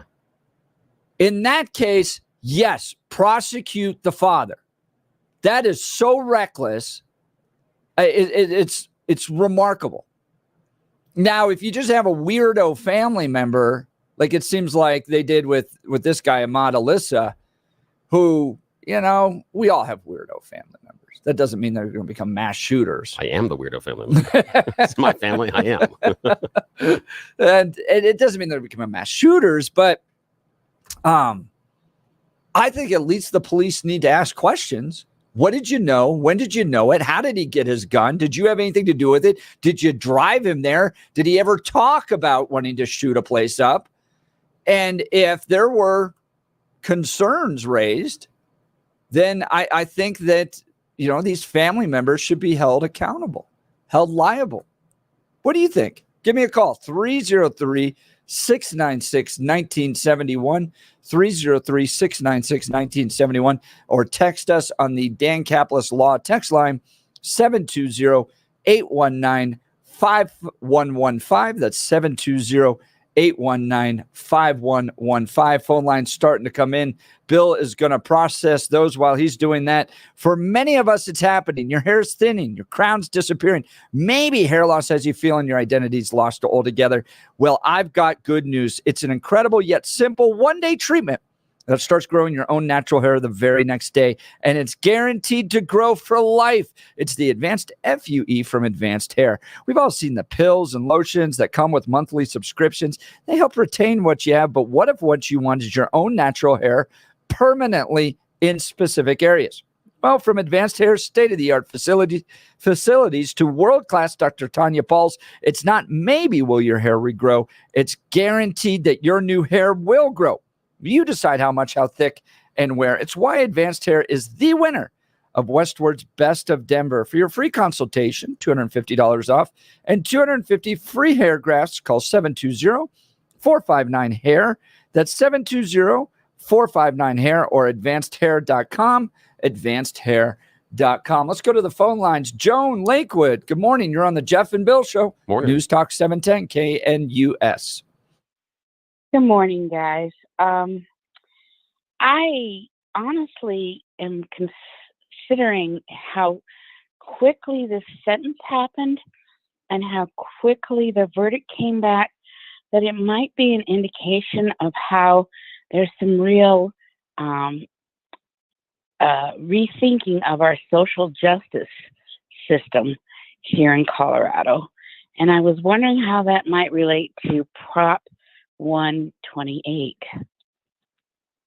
Prop 128. Let me pull up my list here since there's 14 of them. I got to remember all the numbers. This is the one that changes parole eligibility requirements, requiring offenders convicted of certain violent crimes on or before January 1st, 2025 to serve at least 85% of their sentence. So that's run by Advanced Colorado. That's run by conservatives. Now, I think their polling is good on that one. Otherwise, they wouldn't have run it. But yeah, I hope so. I think these kind of progressive DAs that seem to care more about the experience of the criminal than standing for the justice of victims, it seems like the tide's changing on that. What do you think, Joan? I think that's true. And I think if you look at this venue in Boulder, no less, and then you look, I mean, we're always talking jury composition, how Trump can't get a good jury in Manhattan. And so you would think if you had any kind of sympathetic jury, it would be in Boulder. So I'm just curious, and I honestly and sincerely think that the pendulum is swinging back a little bit. Yeah, I think you might be right. And for the sake of the safety of the city of Denver and our outlying communities in the state of Colorado, I sure hope it does. That's why it's going to be great to have George Brauchler back in the DAC too. He's good at prosecuting those bad guys and protecting the victims. Joan, great call. Thanks so much. Joan's line will be open, 303-696-1971. We'll continue with your calls and analysis. King Soopers Boulder shooting. Gunman found guilty on all 55 counts.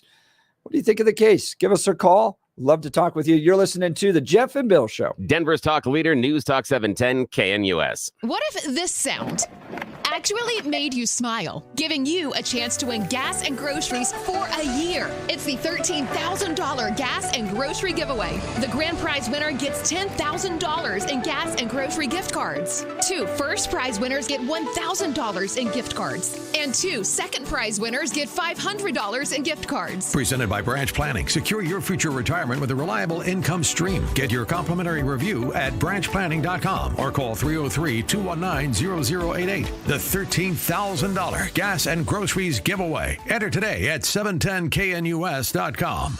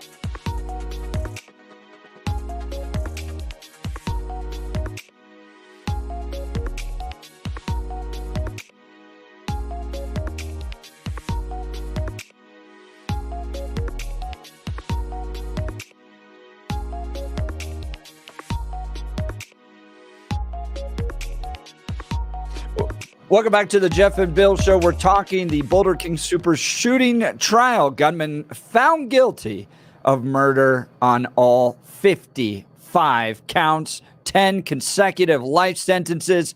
He will never see the outside of the prison again.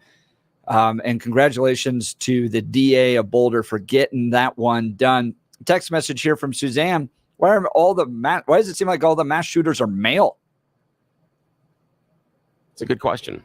There is with the exception of the trans person in the Covenant school shooting. They pretty much are. Yeah. Oh yeah. And I'm going to shock Suzanne because I know Suzanne's more progressive. There are differences between men and women. She's going to say that. Yeah. But she's going to tell you that there are differences. But it is interesting that specific gender continues to be the ones that are acting out. It's just, there is somewhat of a profile that does emerge at times. Yeah. And that's interesting, but not for the discussion today. Yeah. I don't know. I wouldn't mind getting into that discussion. All right, let's go to Gary Castle Rock. You're on the Jeff and Bill Show, News Talk 710 KNUS. Good morning, Gary. Morning. Good morning, gentlemen. A little history lesson. So 1960s, 1970s, multiple bills were passed by the United States legislation to basically dismantle mental health institutions across the United States for good reason, because of the conditions and horrific things that were being done. After that, the states were supposed to take over the responsibility of dealing with mental health issues and that type of stuff. It never really happened. So we have kind of a lack in our, nationwide, as a whole, in what we're doing and how we're helping people with mental issues. The idea that we've shut down the mental institutions that used to exist in like the 30s, 40s, and 50s, because rightfully so, in some cases, there's a lot of corruption and abuse taking place. But as a result, we've now just kind of pushed them all out into the streets. They're homeless. They're living in tents. A majority of our homelessness was a big part of that, and we never really did anything about that. We go, even during pregnancy, we go to see doctors, to see how the child's developing. From the time that the child is born all the way up until 18, they're seeing doctors for all the basic, medical stuff. They do basic medical screenings, but nothing really is done as far as like comprehensive mental health screenings and that kind of stuff. There's systems in schools as well for like IEP kids that have learning disabilities and things like that, where you can go see specialists like occupational therapists and stuff like that. Occupational therapy actually has very deep roots in mental health as well. We just, there's a lot of tools that could be utilized in situations. They're just not being utilized to the degree which they should. Do you think we should bring back those mental institutions, though? The kind of white lab coats and that type of thing? I'm not necessarily opposed to it. I understand there needs to be oversight. To a degree. But to a degree. I think, now it's very it's not lackadaisical, but just very minimalistic in what they do and how they do it. You don't, unless there's very severe issues, the only other option is jail. So there's no real kind of middle ground. So if somebody does have very severe, violent tendencies based on mental health issues, that kind of stuff, there's no real long-term care facilities for individuals like that, because unfortunately, that system was completely abused. Yeah, now we got about a minute here, Gary, until the music hits. Yeah. And I want to bring this up because I feel like we are dancing around the elephant in the room, because we're talking about, we don't have these mental health facilities to get these people the care they need. Who should be responsible? How can we possibly give them the care? Why? Well, that's everybody. I know, but hang on, Gary, hang on a second. Yeah. Why are we convinced we need to make sure these people that have mental health crises or illnesses have access to the guns? Why is that the one thing we have to ensure they have the ability to procure is a firearm? Not where they're going to be treated. Why do we have to make sure they can get their hands on a gun? They don't. They do. Rocky Mountain gun owners, but Rocky Mountain gun owners, a whole bunch of other groups say this is a Second Amendment right. You don't take it. You don't put in any sort of a mental health screening, and you know how people scream and yell about red flag. The one thing in this country we want to make sure is those people that are mentally ill absolutely have a right to grab that gun. And the concern has never been about mentally ill having guns. It's about the process. Is the process right? when you deal with people's Second Amendment rights? That was the question. All right, Gary, great call. We just ran out of time on that one. All right, I got more emails on my position about Amendment 80 than anything else. Am I opening the door for the government to steal your kids? We're going to talk with the supporters and proponents of Amendment 80 to address those concerns. You're listening to The Jeff and Bill Show. Denver's talk leader, News Talk 710 KNUS.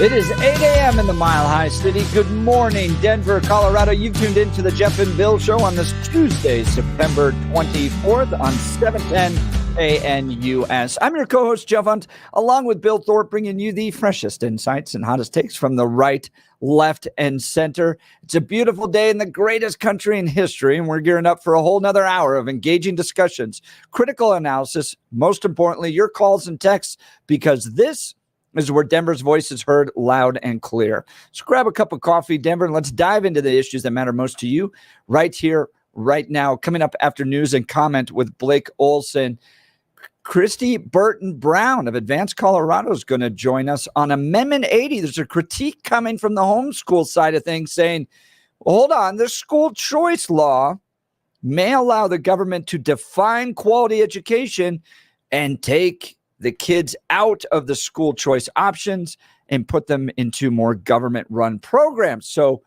organizations like CHECK, the Christian Home Educators of Colorado, have actually come out against Amendment 80.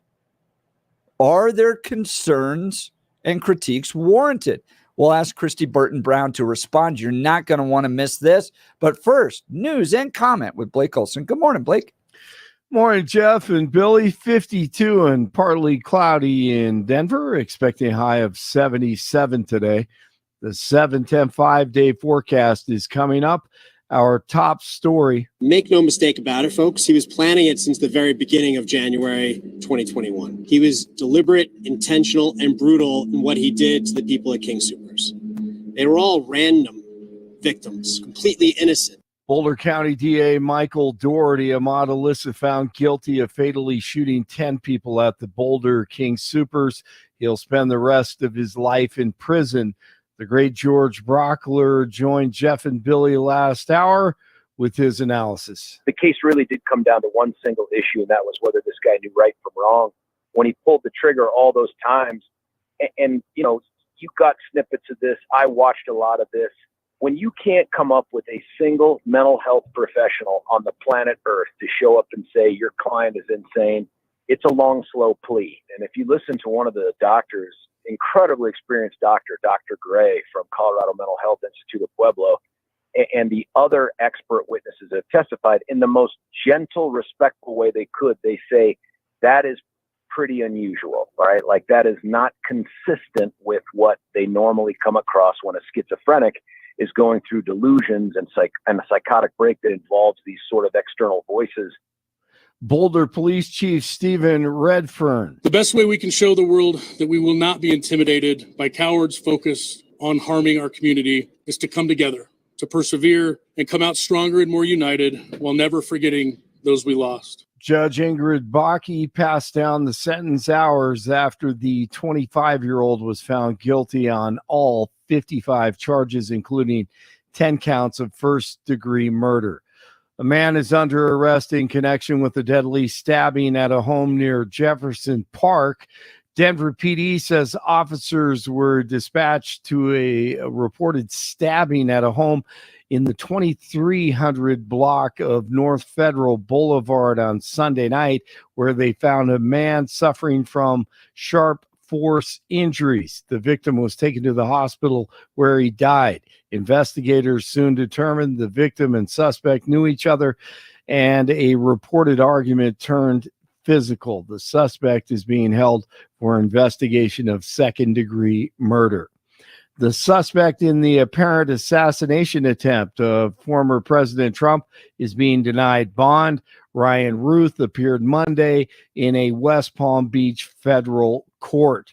Trump in Pennsylvania on Monday talking Kamala Khan and the cost of living. As president, I will keep Kamala's greedy hands out of your pockets, and we will deliver gigantic tax cuts. I gave you the largest tax cuts in history, and we are going to go further. That's what created the greatest economy. You know, when they say compare yourself now, but do something else. Compare costs now. Compare the cost of bacon with the cost of bacon 4 or 5 years ago. Compare the cost of just groceries. I mean, some of these things have gone up 4, 5, 6 times.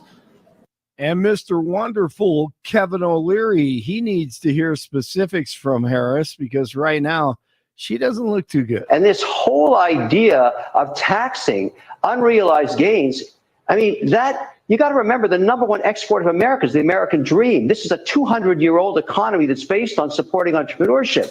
That destroys capital formation. Those ideas are beyond non-starters. They're crazy. And so you have to get more details on that. And I'd like her to sit down with a non-celebrity interviewer, a real reporter that asks her questions and follow-on questions. This kumbaya stuff with, you know, pictures of kids and everything, it's great, and I get it, and I'm not criticizing her for it because it's working for her in the polls. But now we need details, and we don't have any. President Biden giving his address to the UN General Assembly, aka the Jewish Haters Club, today in New York City. Today's address marks one of Biden's last major speeches as president. And in case you missed this one, a guy goes up to another guy and has a question for him. What is something weird about conservatives? Now, before I continue, the camera pans over to the left and the guy has bright green hair. I mean, long, bright green hair. His face is painted black and white. Kind of looks like Kiss, like Ace Frehley or something like that. He's not wearing a shirt. His nipples are covered up with tape. I don't know what's going on there. It looks like he has suspenders. So he says, the question is, why are conservatives so weird? And the camera pans over to this guy. There is almost a cultish vibe, I feel. The way they operate within themselves, they refuse to listen to outside people, they're refusing to learn, essentially. I think that is a large part of it. Yeah, but that's all you need to know. You need to check out the video if you can. The CU Buffs in the national television spotlight this weekend. Fox has decided to feature the CU Central Florida game Saturday afternoon. That includes their pregame show. The Buffs beat Baylor 38-31 in overtime on Saturday. Kickoff 1:30. Josh Allen, 4 TDs last night. 47-10 over the Bills. Commanders beat the Bengals 38-33. 46 in Castle Rock, 47 in Arvada, and 52 in Denver. Jeff and Bill continue on Tuesday. Blake Olson, News Talk 710 KNUS. High pressure combined with very low humidity and the jet stream riding far to our north means fair, dry, pleasant September weather for Denver and the Front Range for the week ahead. Partly cloudy skies, mid to upper 70s today, clear tonight, lower to mid 50s, mostly sunny with 80s Wednesday, 80s to near 90 Thursday, and middle to upper 80s Friday through Sunday, lows at night, 40s and 50s. Weather sponsored by branchplanning.com. Secure your retirement plans with a free review to help provide asset protection, long-term care, or even income for life. Get your complimentary review at branchplanning.com or call 303-219-0088. Meteorologist Don Day in the 710 KNUS Weather Center.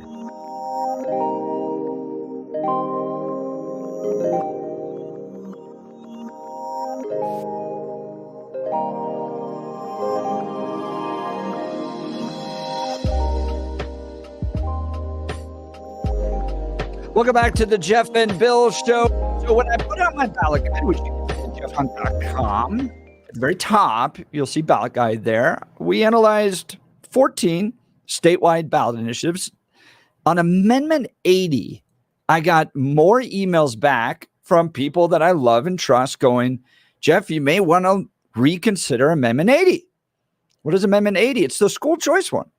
So I'm like, really? What's the concerns about this one? Here's the language, purpose and findings. This would change the Constitution to say this. The people of the state of Colorado hereby find and declare that all children have the right to equal opportunity to access a quality education, that parents have the right to direct the education of their children, and that school choice includes neighborhood, charter, private, and home schools, open enrollment options, and future innovations in education.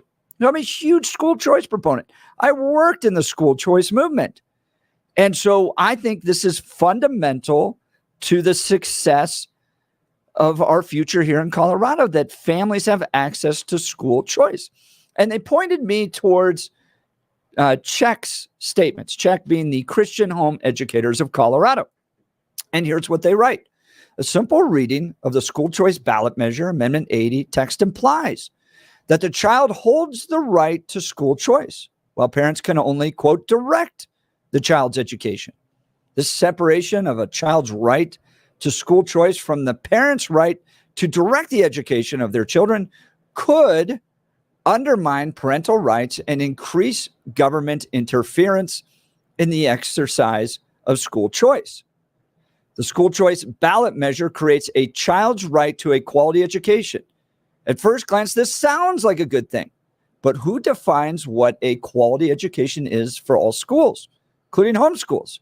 The ballot measure opens the door for the government to define what a quality education is. So I've asked Czech to come on the show, and hopefully they will. I responded back to my friends over at Advanced Colorado saying, hey, I'm getting a lot of emails. I'm getting a lot of people concerned about this. Can we address this? And I think this is really important, especially for those of us that believe passionately in school choice. We got to get this right. Is this going to open the door to a whole lot of problems for school choice in the future? Or are we misreading this and kind of creating problems that don't really exist? Kristi Burton Brown with Advanced Colorado is joining us on the Jeff and Bill Show. Kristi, thanks so much for taking the time to join us and explore this issue. Hey, good morning. Absolutely. Good morning.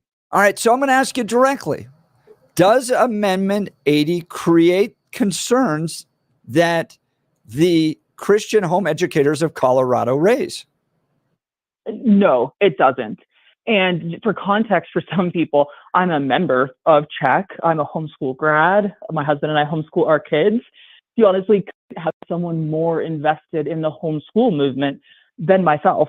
So, I'm very confident that this is protective of parents' rights, protective of the right to homeschool, and in fact, would place the right to homeschool in the state constitution, which is the greatest protection the ability to homeschool has ever enjoyed in the state of Colorado. And look, let's give people a sense of the motivation of why Advanced Colorado is not just promoting Amendment 80, but drafted it, wants to get it into the Constitution. Give folks background into y'all's motivation. Sure. I think, there's a couple motivations. One of those being that school choice is actually under attack in Colorado. And I think a lot of people aren't aware this is going on. We have had, a bipartisan history in Colorado over decades of school choice, and that is the right to choose any school you want, the best educational option for your child across the state of Colorado. We've enjoyed that for decades. But recently, there have been public attacks on this right. The State Board of Education is going after homeschooling in particular. The legislature is going after charter schools. And in fact, there's people elected in Denver sponsoring bills who are saying that their goal is to create the beginning of the end of charter schools in Colorado. And so when we look on the horizon and we see these attacks coming, we know these attacks are not over just because they didn't pass this last legislative session. If you want to protect rights and make sure they're not destroyed for future generations, you do have to go preserve them and cement them in the state constitution. So that's one of our motivations. And the second one is just that we strongly believe in school choice, in the ability of parents to make the best educational choice for their kids. Kids have unique needs. They need unique solutions to set them up for success, to give them the greatest potential to succeed. And that comes from opportunity in education. I want to talk to you about the specific language here. So children have the right to equal opportunity to access a quality education. That seems to be the crux of some of the concerns here. Czech and others have said that giving a child an equal right to opportunity may take the right away from the parents. Let's start there. That we're now bestowing upon children the right. They're the ones who get to have the right to equal opportunity to access quality education. Is that going to reduce the parents' right to direct the education? So it's not. And Jeff, I'd love to get into that and explain it. As you know, and some other people know, I'm a constitutional attorney as well. And so I am very invested in making sure legal language is good and protective of the rights we all want to continue to enjoy here in Colorado, and that includes parental rights.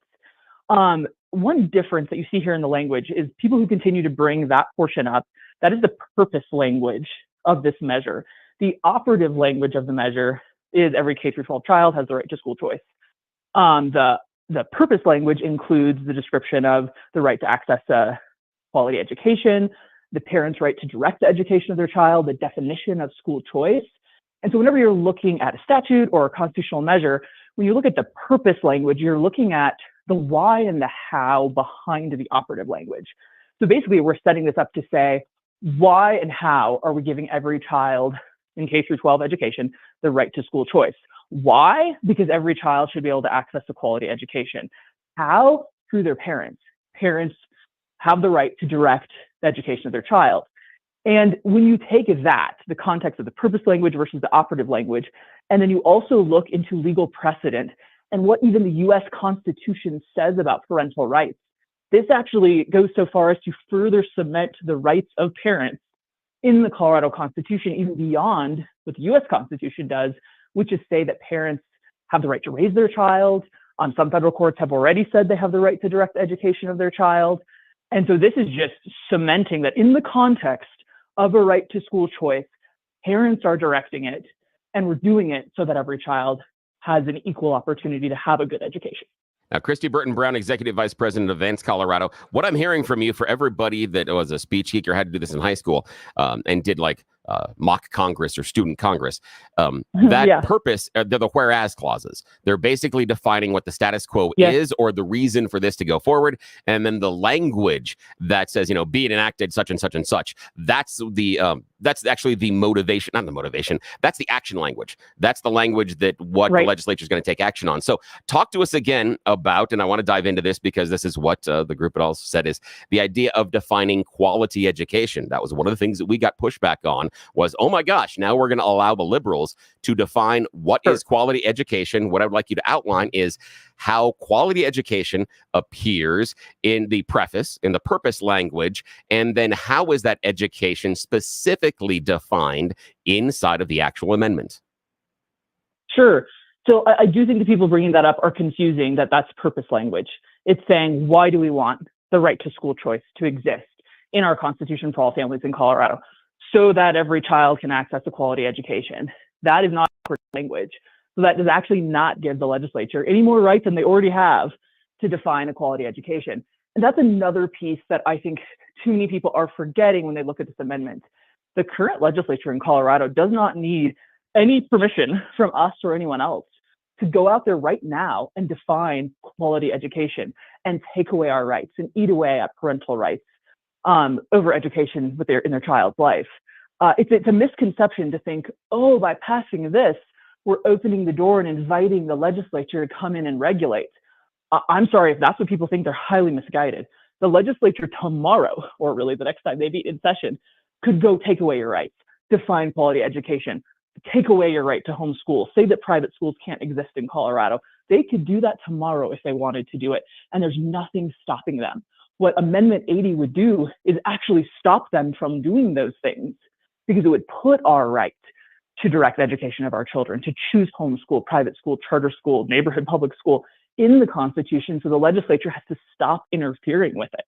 Now, we got to put a pin on that because that is the conversation that our listeners should be having with their friends, their families, and neighbors when they discuss Amendment 80, because the question is going to come up and go, oh my gosh, the amendment is defining what is a quality education, and that's going to allow the legislature to make these choices.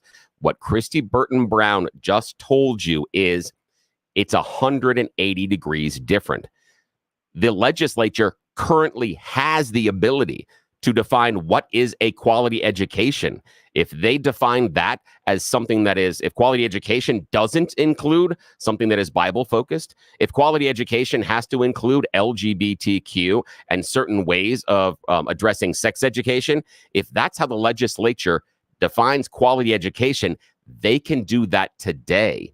Amendment 80 changes those rules. If you're worried about the liberals under the Golden Dome here in the state making changes to make sure your kids don't have the educational options that you want them to have, you need to vote for Amendment 80 because that is the protective measure that's going to prevent this from happening. That's an important conversation to have with your friends and family. Kristi, thank you for outlining that. You're welcome. And thank you for explaining it so well. And Billy, I think another point here is people should remember that purpose language that says parents get to direct the education of their children, that they have that right, that being used in the purpose language is a reminder to the government here in Colorado, like, note, you don't get to direct the education of children, parents do. Who's the final say-so over what kind of school choice is made? It's the parent, not the government. And that doesn't mean that parents are going to get to come in and say, I don't like this curriculum, I don't like this book. It doesn't give them the right to do that any more than they already have right now. But what it does do is say government can't start crossing off options, to your point, and saying, we don't like this method of education. We think we know better than you, parents. They won't get to do that anymore if this amendment passes. So we're talking about the difference between purpose and findings and then the actual amendment, which says each K through 12 child has the right to school choice. Now, Kristi Burton Brown, some of the concern and pushback has come from parental rights organizations who I respect and generally agree with.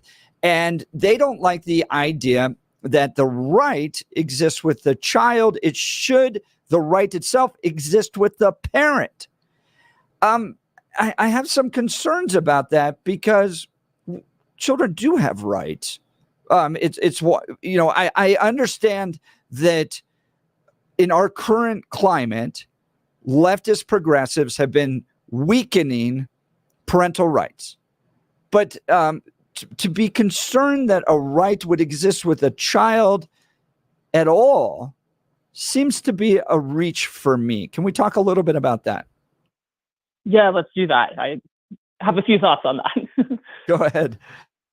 Okay. All right. Perfect. I'm sure you do too, and you have great ones. The way, here's how I explain it to a lot of people who are like, oh my goodness, you're giving rights to kids. Why not to parents? First of all, you have to understand the judicial precedent surrounding how children exercise their rights. It is especially strong in the state of Colorado, and it's also strong on a federal basis. That says when children have a right, they exercise it through their parents, because the U.S. Constitution gives parents the right to raise their children. In every way, parents have that ability, and children exercise their rights through their parents. That is it. That is a United States like judicial philosophy that we subscribe to. But secondly, here's, I think, like a simple way that I like to use to understand it and think about it. We all would agree that children already have the right to liberty, because all U.S. citizens have the right to liberty in the U.S. Constitution. That means that a child is allowed to ride their bike on a public sidewalk. If the government were to come in, interfere with that right, and say no child may ever ride their bike on a public sidewalk again, the child, through their parent, could sue the government and say, you're discriminating against me, taking away my right to liberty, you can't do that. But if the parent were to come in and say, child, you cannot ride your bike on the public sidewalk after 10 p.m. because you need to be in bed, the child has absolutely no legal case against their parent. They can't go take their parent to court and say, you violated my right to liberty. Because again, a parent has a right to help the child exercise their rights to liberty because they're a minor. And so it's the exact same when we look at a right to school choice. That right exists as opposed to the government, not as opposed to a parent or any other private citizen. You could no more use Amendment 80 to force a church to open a private school than you could to force a parent to put their kid in a particular school because that's what the kid wanted. Our constitutional rights, and I do think some people misunderstand the fundamental purpose of constitutional rights. It is to stop the government from interfering with our rights, not to stop a private citizen from interfering with our rights. We don't hold those rights as opposed to other people. We hold them as opposed to the government. So the idea that a child could come in, sue their parent, and say, you have to let me go to this school is just completely inaccurate. That's not how a child exercises any other constitutional right in Colorado or anywhere in the nation. Talking with Kristi Burton Brown of Advanced Colorado, the proponents, the ones that got Amendment 80 onto the ballot. And there's a little pushback coming from within the family, so to speak, those that are part of the conservative movement, particularly the Christian home educators of Colorado. Now, I want to bring in something real. It's a great example of what Kristi was talking about, as how the parents are still responsible for the choices that are available to their children. And this is a really easy, digestible way to understand this and why it's not taking away parents' rights, and it is enforcing parents' rights and actually making them stronger. Because we have all been in that grocery store, that park, that public space where we see the 5-year-old melting down because the 5-year-old doesn't want to go home and have dinner. The 5-year-old wants to go to Burger King, Wendy's, McDonald's. They're on the ground screaming and yelling about what they want. The child is expressing what they want to eat. They're asking for specific food. Nobody turns around to those parents when they pick them up and take them home and say, no, you're not going to McDonald's, and says, oh my God, you're violating the kid's rights. No. The parents still get to make that choice. The same thing in this educational realm. The parents still get to direct that educational choice, just like they get to direct the amount of screen time they have at home, the amount of what type of movies they get to see, the clothes that are provided for them, and the food that is placed on the table. It is still reinforcing the same right. So anybody that says, oh no, the kids are going to get to choose what schools they're going to go to, remind them of that kid on the ground screaming about McDonald's. It's same thing, same exact thing. And this is where I got a little concerned about some of the language I received on the idea of not giving kids any rights. All the rights exist with the parent. And I go, well, that's a de facto pro-choice argument. Because what we're making in the pro-life argument is that human being has the fundamental right to life outside of what, at that point, the parents want to do. I'm sorry, you just don't have the right to an abortion that supersedes that child's right to life. So I'm a little concerned when we run out there and go, no rights are given to the kid. Really? Because I'm making a pretty big one here in order to save their lives. Kristi, your thoughts? No, and Jeff, I think you're absolutely right. I think we still have to see every human being as an individual, and we have God-given rights that each one of us have. And there's always this balance in law of like, when do you get to exercise your rights without stomping all over someone else's rights? And obviously, I think you and I would agree that the pro-life issue is a huge example of that, where the child's right to life supersedes what some would say is their mom's right to liberty. You always have to balance rights. And so in like the school choice context, it would be, if they're like for the people who think that this only gives a right to children to pick their school, well, how would that actually work out in court or in real life?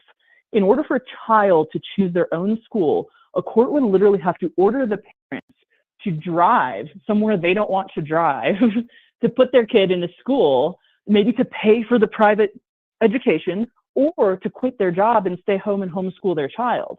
No court in the entire nation would ever say, oh, I get to take away this parent's right to liberty and all these other things that a parent gets to choose in order to help a child make a sole choice by themselves on what school they'd like to attend. Like, if you really think it through, it's somewhat laughable to suggest that that could ever happen. Because again, a court balances rights, and they're going to stick with judicial precedent that says any right that a child has is exercised through the parents.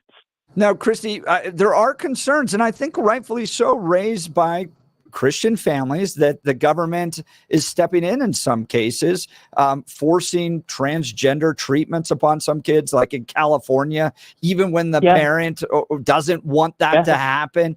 So are there concerns unfounded with regards to the idea that the government could step in here and start to force kids into education that the parents don't want?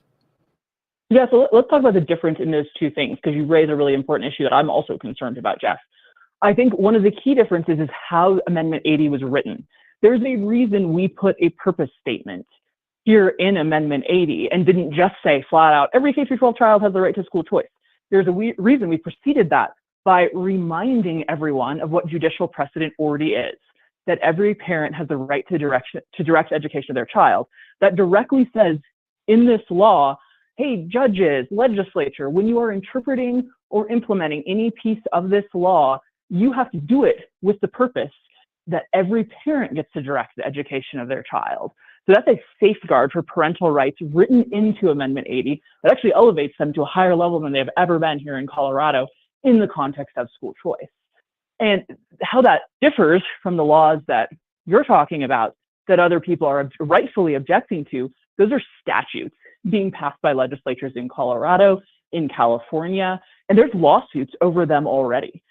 And I think those lawsuits should continue. I think there's a high chance that some of those laws are going to end up struck down in federal court when they say these kind of laws do violate a parent's right to raise their child. And the government really isn't allowed to come in and interfere with that. But unfortunately, sometimes when bad laws are passed by legislatures, it does take years of going through the court system to set that right again. Talking with Kristi Burton Brown of Advanced Colorado. Now, Kristi, last final question. my friends over at Christian Home Educators of Colorado, your friends, you're a member. We're going to invite them to be on the show as well. They haven't just said we're going to stay out of this or we disagree with it.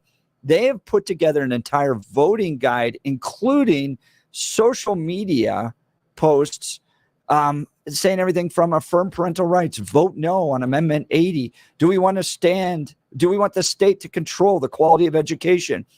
Vote no on Amendment 80. I mean, they are taking a very public, very strong stance against Amendment 80, an amendment that you have put together and are advancing with Advance Colorado.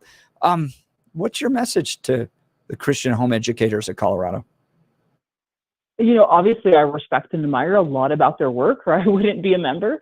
My mom has spoken at their conferences before. My family is very, very invested in homeschooling here in Colorado. I think on this issue, they're unfortunately just very misguided.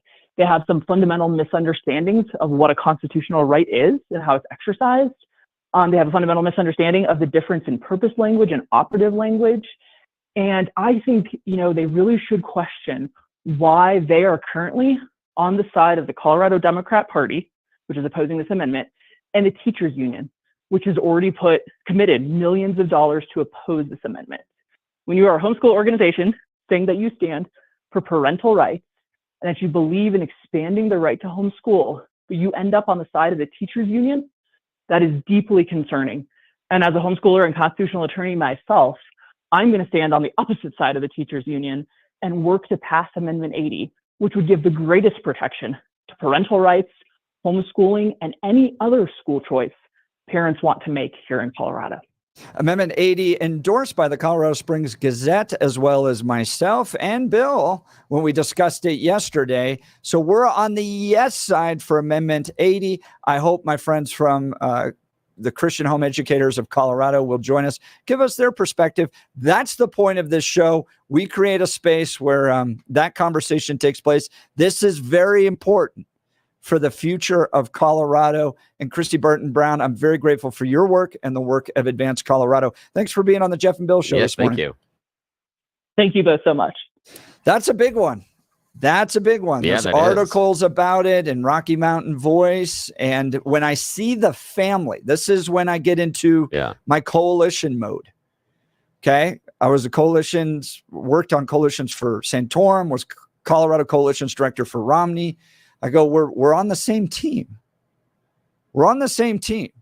We've got to figure out a way to move forward here, but there are some significant differences. I want to have this conversation so that the voters of Colorado know what's at stake here. So what did you think of that? Are you going to be supporting Amendment 80? 303-696-1971, 303-696-1971.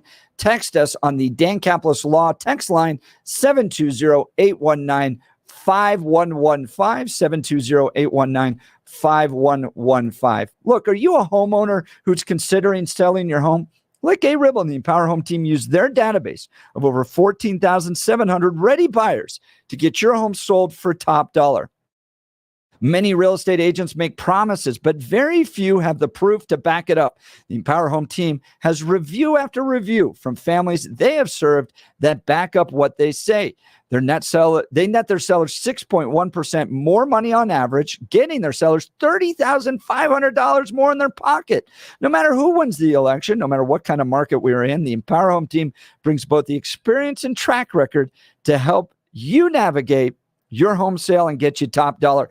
If your home doesn't sell, Gay Ribble will buy it. That's her guarantee to you. Reach out to my friends and realtors, Gay Ribble and the Empower Home team of Keller Williams. Call 833-301-SOLD, 833-301-SOLD, or go to gayhasthebuyers.com. That's GAYE hasthebuyers.com. We'll continue with the Jeff and Bill Show. Denver's talk leader, News Talk 710 KNUS. At this hour, I'm Christina Weil in Dallas, and here are your top stories.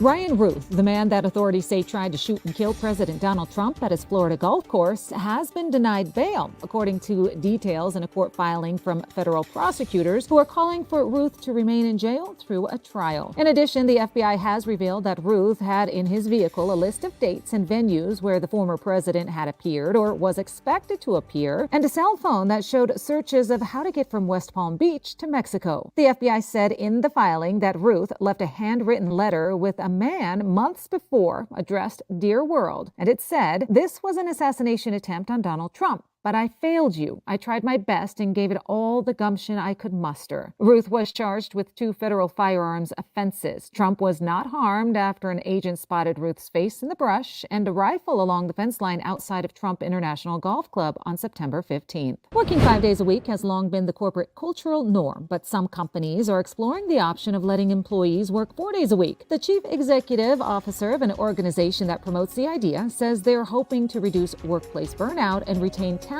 seeking a better work-life balance. The trend is gaining traction in Australia and Europe, and Japan just launched a campaign in August encouraging employees to trim work schedules to 4 days. That's what you need to know at this hour. In Dallas, Christina Aguayo, Salem News Channel.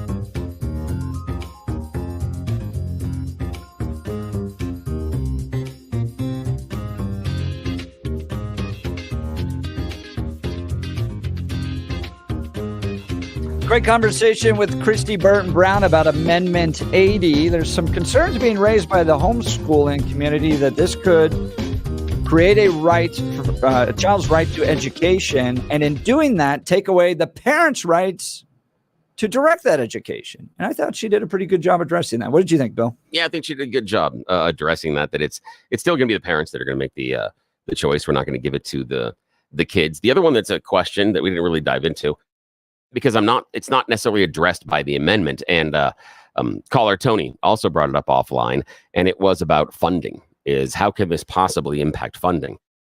And that's a question that I have about it, that if this is a guaranteed right, will we then see some automatic funding tied into certain things, certain charter schools or even private schools?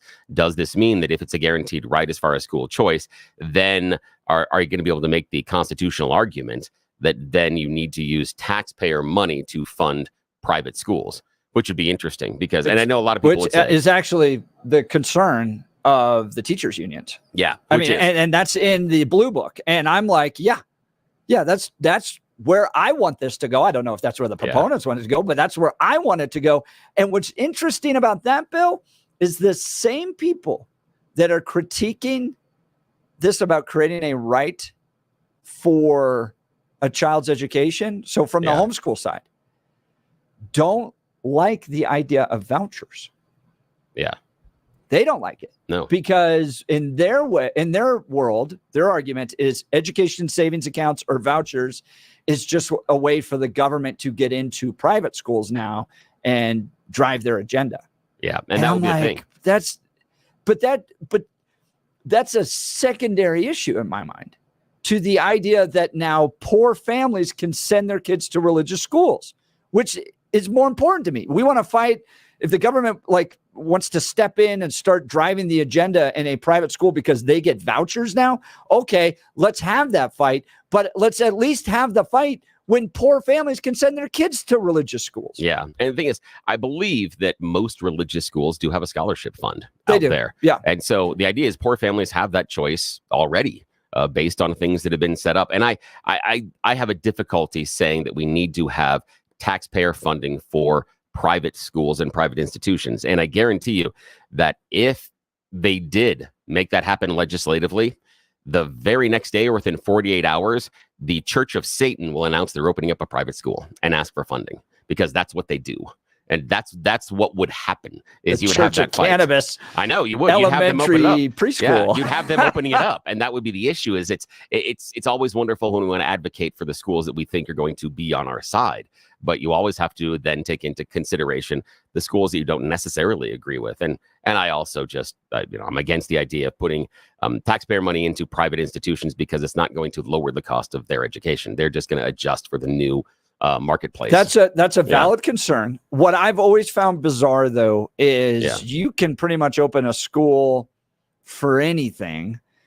We have like a pilot school over at Centennial right now, where you as a kindergartner can start your charter school journey to become a pilot. Yeah, you can. Pitbull was opening up schools for agents, sports agents. Hey, right? we know how well Kanye West schools have done. That's been great. That's worked out wonderfully. Yeah. But our country has said, all right, we're going to collect tax dollars for government-run schools, for charter schools. But there's one thing.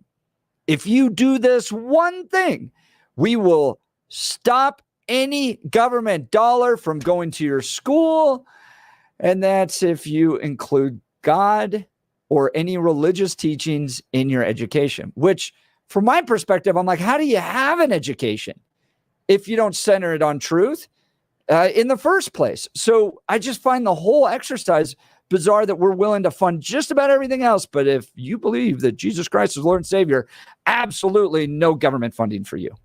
Yeah, I think it's that idea that, are we picking favorites? Are we making choices? Because that's why the Church of Satan will open up a school the very next day, if that happens in Colorado, and they will ask for the government funding and say, now we need to have government funded. Yeah, this government funded Satan school. But it would not come from, and this is where the school choice makes the argument that it's the backpack funding. It follows the kid. So if the parent who's paying the taxes, that money's going to go to whatever school that child goes to anyways. If it could go to the neighborhood school, the brick and mortar school, the charter school, the online school, it's going to follow that kid around because that family is choosing that that's the best education for their child. Yeah. And education is going to do better when that takes place. So it's not necessarily the government directing the funds. It's the parent directing the child. If we want to do it based on the voucher program, make it backpack, then what we need to do is make sure that all the programs that are offered in the public school are offered in the charters and offered in the privates. That means that private schools have to have an ESL program. That means private schools have to have an on-hand counselor. That means private schools have to have busing. That means private schools have to offer lunch and breakfast. And that means charter schools do as well. That if we're going to say that we're going to backpack fund them, then we need to make sure that all the schools are playing by the same base level game plan. Otherwise, if you're just saying that some schools don't have to provide services that other schools do, it's not necessarily a fair fight. Yeah, of course, the school that doesn't have to do busing is going to be able to spend more money per pupil. Of course, the school that doesn't have to provide school lunch is going to be able to direct more of that stuff in there. People still take the bus to school? Thousands of kids across Colorado. Our kids are in charter schools, so I brought that lovely burden upon my life of sitting in a car line. Oh yeah, and it's because our little school doesn't. I mean, we have so many few people, and they're from all over. Yeah, that bus would drive for 6 hours. In fact, that's why on snowy days that you have all the schools go late, is because what happens is all those bus drivers pick up the younger kids in the morning and then go to they have a double shift. So they pick up younger kids, and it would either be elementary or middle school, and then you're going to pick up the high schoolers. And so they run 2 routes per morning. So when it's snowy outside, you're always on a late start because they know that the first shift is going to push back the second shift. I wonder if our kids aren't tough enough because they don't have to deal with the school bus bully like I had to when I was growing up. I learned to walk fast because he was a jerk. And you know what? His life didn't turn out so well. Thing for me is I didn't do the public school bus bullies. I had to deal with it on the rough, tough, and dirty. I was in public edge. I was on public transportation bullies. Were you the school bus bully? No, I didn't ride school buses. Oh, I you rode public rode transportation. Yeah, I was by 3rd grade. I'm riding the RTD. Got it. Yeah, third grade. That's how much our lives in our community has changed. 3rd grade. I'm on the RTD. You wouldn't send your kids like that today. There's no way you do that. Way. Yeah, that might be child abuse at this point. Exactly. And I know your mother. She's a very lovely lady. Yes. She wouldn't be abusing you that way. Not in public. Breadman has got a text, though. He says, Billy Satan already has a school. It's the government-run schools. Well done. Nicely done. All right. That's a good twist. Nicely done, Breadman. Good job. We'll be right back. You're listening to the Jeff and Bill Show. Denver's talk leader, News Talk 710 KNUS.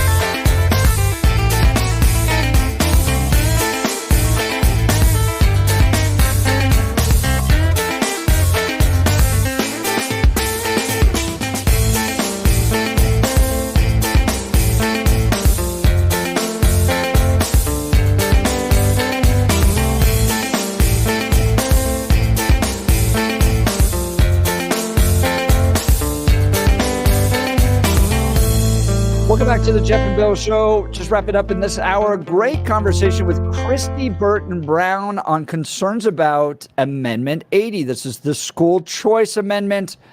And some homeschool organizations have raised some concerns. I think Kristi Burton Brown did a very good job addressing that. I'm still in for Amendment 80. Now, if the Christian home educators of Colorado want to join us, the invitation has been extended via text message, via radio broadcast. We want to hear your side. We do have it in front of us. We read from it. And I think Kristi Burton Brown did a good job responding to it. So, yeah, she did. If you missed it, go to 710knus.com and share the podcast around with people that in our family, in the conservative world, are raising some questions about Amendment 80. In the next hour, Bill, a very interesting opinion piece in the Wall Street Journal. Tell me more. By Mike Pence. Really? Who makes the argument how America can win this November, and then goes on to totally ignore Donald Trump. This is one of those weird family fights we've got going on right now. Wow. So he goes after Harris, he talks about her failures, and then he specifically mentions down ballot Republicans. Oh, wow. So he's ignoring the... Yeah. Bro, I get it. And I have some opinions and thoughts on Mike Pence. I've known him back when he was a governor. And I, at this point, man, put on the jersey and get Donald Trump elected. I don't get this. Yeah. I understand he has hurt feelings. I understand he worked for the guy and they have differences and they don't get along and all that stuff. And January 6th, but it's time to save this country from the radical left. Put the jersey on and get the man across the finish line. Yeah, for me, I understand how it would be incredibly difficult to support your former running mate. In most other political cycles, you would still be on the ticket, except for the fact that the people that supported him wanted you dead based on an illegal decision you didn't make. That's a hard one. I can understand why he would have some questions as to whether or not he needed to put the man back in power that was asking me to do something illegal so that he would stay in power. It's weird to say that's the guy I'm going to vote for, in my mind. I want to hear calls on this one, as well as text messages. Should Mike Pence get behind and support Donald Trump? We're going to dive into this in the next hour. You're listening to The Jeff and Bill Show. Denver's talk leader, News Talk 710, KNUS.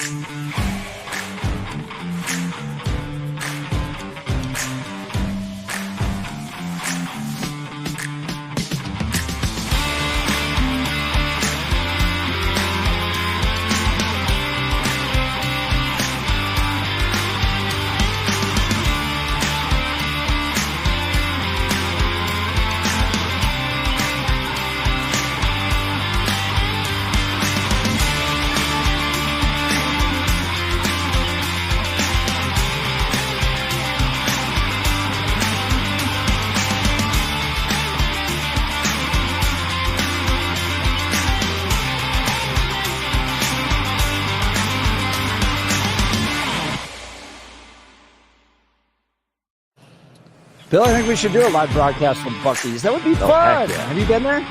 Yes. It's fantastic. Isn't it great? Oh, it's wonderful. Would love to be at Buc-ee's in the morning. It'd be so 9 cool. a.m. in the Mile High City on this Tuesday, September 24th. Good morning, Denver, Colorado. You've tuned into the Jeff and Bill Show on 710 KNUS. I'm your co-host, Jeff Hunt, along with Bill Thorpe, bringing you the freshest insights, hottest takes from the right, left, and center. Beautiful day in the greatest country in history, and we're gearing up for a whole nother hour of engaging discussions, critical analysis, most importantly, your calls and texts, because this is where Denver's voice is heard loud and clear. So grab a cup of coffee, Denver, and let's dive into the issues that matter most to you right here, right now. Coming up after News and Comment with Blake Olson, an opinion piece in the Wall Street Journal. Mike Pence writes, "How America wins this November. Down ballot Republicans should expose Harris's failures and stay their own conservative course." Down ballot Republicans? It's a presidential year. We're all on one team here. I don't get the dividing up of the ballot. He writes, Republicans have an opportunity to deliver a decisive victory this November, not only for their party, but for the entire country, and then goes on to essentially ignore the top of the ticket. Now, I understand, Mike, that you're frustrated with Donald Trump. You didn't like his leadership style, all that stuff, but this is about saving this country, and the radical Marxists that are trying to destroy it in Kamala Harris's administration must be stopped in their entirety. We need to put the jersey on, get on the team, and stop Kamala Harris. I don't understand why he leaves Trump off of this. I want to hear from you all. Phone lines are open, 303-696-1971. Text us on the Dan Caplis Law text line, 720-819-5115, 720-819-5115. Let's check in on News and Comment with Blake Olson. He's such a selfish putz. I mean, that is ridiculous. Sorry about that, Pence. I mean, and I'm going to get in. I've spent a little bit of time with him. Tell him he's selfish. Well, I mean, Put the country first. There are moments J-wagon. where he had time to really stand strong. For instance, when he was the governor of Indiana and they were putting in religious freedom protections for businesses and, the NBA and NCAA and all. Well, and we all stood behind him. And then he watered it down. Do you remember that? Yes. I remember it. He watered it down and did not stand strong. And I was going to save this story for afterwards, but we'll dive into it right now. I was in a fundraiser with him, invited, and we had this dinner at a nice steak restaurant here in Colorado, a little back room, and I brought this up. This was when they were running in 16, and I just said, Mike, how are we going to know you're going to stand strong when you're in office, when you had the governorship and you back down from the NCAA and the NBA and all those organizations that came after you for protecting religious freedom rights? Now, I love the way you live your life personally. You follow the Billy Graham rule. I follow the Billy Graham rule. I think you're very smart. You're wise in that. But there seems to be these moments when you are really put into the pressure cooker and you kind of back out of it. And no doubt. And I got frustrated about it. Yeah, but good for you. What did he say? He didn't answer well. He said, it was kind of A1 with your steak? It was a fundraiser, and I essentially farted in the room. He wasn't that happy about it. I mean, I backed this guy and supported him, and then he does this. You know what? And Trump didn't have to choose him either. That's right. So, he's such a little baby. Well, and look, I will say this. He's got a good think tank going. I know a lot of the guys who run the think tank. We've had their director on this show, Advancing American Freedom. They're doing good work there. Good. And so, they're fighting in the courts. They're advancing conservative policy. And then every once in a while, you get this thing, like this op-ed out, that just is so weird in the fact that you're willing to make this great case for the conservative movement.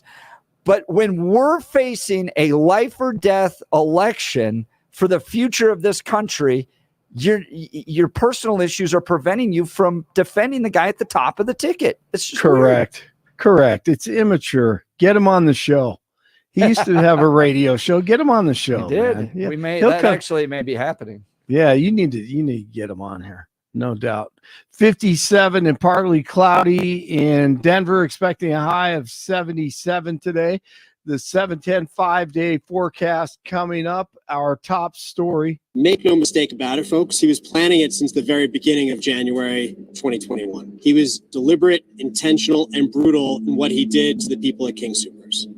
They were all random victims, completely innocent. Boulder County DA Michael Doherty, Ahmad Alyssa, found guilty of fatally shooting 10 people at the Boulder King Soopers in 2021. He'll spend the rest of his life in prison. The great George Brauchler joined Jeff and Bill this morning. The case really did come down to one single issue, and that was whether this guy knew right from wrong. When he pulled the trigger all those times, and you know, you got snippets of this. I watched a lot of this. When you can't come up with a single mental health professional on the planet Earth to show up and say your client is insane, it's a long, slow plea. And if you listen to one of the doctors, incredibly experienced doctor, Dr. Gray from Colorado Mental Health Institute of Pueblo, and the other expert witnesses that have testified in the most gentle, respectful way they could, they say that is pretty unusual, right? Like that is not consistent with what they normally come across when a schizophrenic is going through delusions and a psychotic break that involves these sort of external voices. Judge Ingrid Bakke passed down the sentence hours after the 25-year-old was found guilty on all 55 charges, including 10 counts of first-degree murder. Some parents and teachers and voters concerned with Colorado Amendment 80, Kristi Burton Brown, Advance Colorado, joined the fellas last hour and said, hey, it's all about school choice for the parents and children. I'm a member of CHEC. I'm a homeschool grad. My husband and I homeschool our kids. You honestly have someone more invested in the homeschool movement than myself. So, you know, I'm very confident that this is protective of parents' rights, protective of the right to homeschool, and in fact, would place the right to homeschool in the state constitution, which is the greatest protection the ability to homeschool has ever enjoyed in the state of Colorado. There has been some pushback from Christian home educators of Colorado, along with, of course, some groups on the left for various reasons on this amendment. President Biden addressing the United Nations General Assembly of Jewish haters. Kamala Khan is not attending the UN gathering, but will be meeting with world leaders this week, including Ukrainian President Zelensky, so they can figure out how they can send even more of our taxpayer money to Zelensky, I'm sure. Additional U.S. forces are being sent to the Middle East. The Pentagon said the move is being made out of an abundance of caution. Tensions continue to escalate between Israel and Iranian-backed Hezbollah Islamo-Nazis. The suspect in the apparent assassination attempt on former President Trump will remain behind bars as he awaits trial. Trump in Pennsylvania on Monday. Kamala has illegally flown in more than 500,000 migrants right when she was saying, no, we don't want to do that. And she's got, these guys actually want these people in our country. It's not even believable. Working with left-wing nonprofits to inundate Pennsylvania communities, changing the character of small towns and villages all over our country and changing them forever. They will never be the same. They will never be. Do you think Springfield will ever be the same? I don't think. The fact is, and I'll say it now, you have to get them the hell out. You have to get them out. I'm sorry. Hey, it's Liz Cheney. Liz Cheney is back. Oh, no, wait a minute. This clown is named Ted O'Meara, former head of the GOP in Maine. He just sprinted over to messy NBC. I think it was an easy decision for us. You know, as the op-ed states, we all led the party in a different time and place when it was truly a big tent and when it stood for personal liberty and a clean environment and fiscal and fiscal responsibility. And today it has become a cult that really has no principles and believes whatever dear leader has to say on any given day. Needs to change his name to Pants, I guess. All right, the CU Buffs in the national television spotlight this weekend. Fox has decided to feature the CU Central Florida game Saturday afternoon. That includes their pregame show. The Buffs beat Baylor 38-31 in overtime Saturday. Kickoff set for 1:30. I don't know if that hurricane's going to affect it. It may be a rainy game there in Orlando. Haven't checked out the forecast. Josh Allen, 4 TDs, 47-10 over the Bills, and the Commanders, they beat the Bengals 38-33. 54 in Aurora, 55 in Littleton, 57 in Denver, and Jeff and Bill continue. It's Tuesday. Blake Olson, News Talk 710 KNUS. High pressure combined with very low humidity and the jet stream riding far to our north means fair, dry, pleasant September weather for Denver and the Front Range for the week ahead. Partly cloudy skies, mid to upper 70s today, clear tonight, lower to mid 50s, mostly sunny with 80s Wednesday, 80s to near 90 Thursday, and middle to upper 80s Friday through Sunday, lows at night, 40s and 50s. Weather sponsored by branchplanning.com. Secure your retirement plans with a free review to help provide asset protection, long-term care, or even income for life. Get your complimentary review at branchplanning.com or call 303-219-0088. Meteorologist Don Day in the 710 KNUS Weather Center.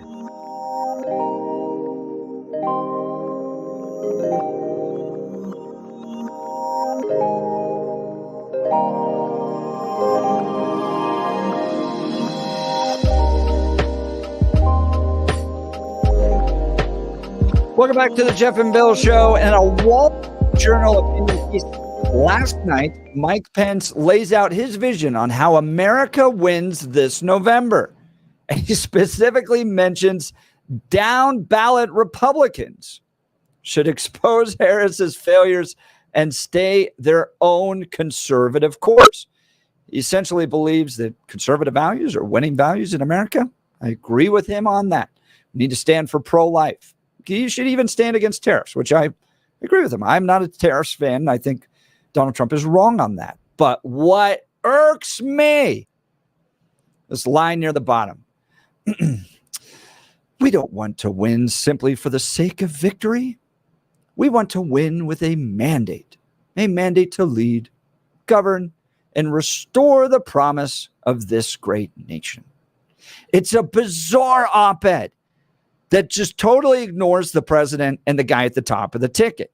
And I understand why, from his perspective, he doesn't want to include Donald Trump in this. Doesn't like Donald Trump. Said he's not going to vote for Donald Trump in this upcoming election.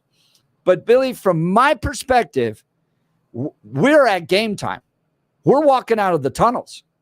All right? Discussions about defensive strategy, discussions about who's going to be your second string tight end, discussions about whether or not the quarterback is up for it. All that stuff, we're done with it. This is kind of what frustrates me about Amendment 80 and the homeschoolers that aren't in support of it. It's game time. We're not rewriting the law right now. You're either for it or you're against it. Republicans either win or they lose. That's all where we are right now. We can have discussions about tariffs after Donald Trump is elected president. I'm not a fan of tariffs, but right now it's about getting him across the finish line and getting Republicans to win. This opinion piece frustrates me because of that. It was weirdly written. I mean, you could tell that he was, in my mind, he was pulling a Snuffleupagus, which, again, you're a touch younger, or younger than I am. But people that are OG Sesame Street fans will realize that there was a point on the show where nobody but Big Bird knew about Snuffleupagus. He was his imaginary friend that was really real, and everyone kept talking about his imaginary friend, and that's what I felt. I felt like Mike Pence was writing an article, but not wanting to mention Snuffleupagus. And it's interesting that you use the team format and the team language, because a friend of the show, Melissa, who's been so nice to show up at all of our events and a fan of the show, talked about how she sees this much like a professional sports team. And she said, but it's because Pence was traded. Pence is no longer on the Republican team. He's been ostracized. And so she says it's like when Shannon Sharp left Denver. The one thing Shannon didn't want is for John Elway to get another ring without him.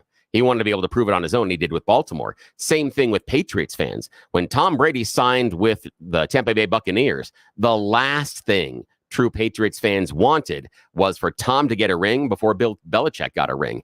And that's how she sees it. She sees it as what he has done is he has either left through free agency or been traded. And the team has said, we don't want you anymore. And now that he's outside of the structured team, and he should have been the backup quarterback at this point, but he's not. The team traded him away. So why should that backup quarterback who's no longer on this team root for that team to take home the Super Bowl trophy? It's an interesting idea. Yeah, it is an interesting argument. And I understand the sensibilities that Pence isn't on the team anymore, which, for all the values that he stands with, yeah, he's absolutely a conservative and he should be on the team.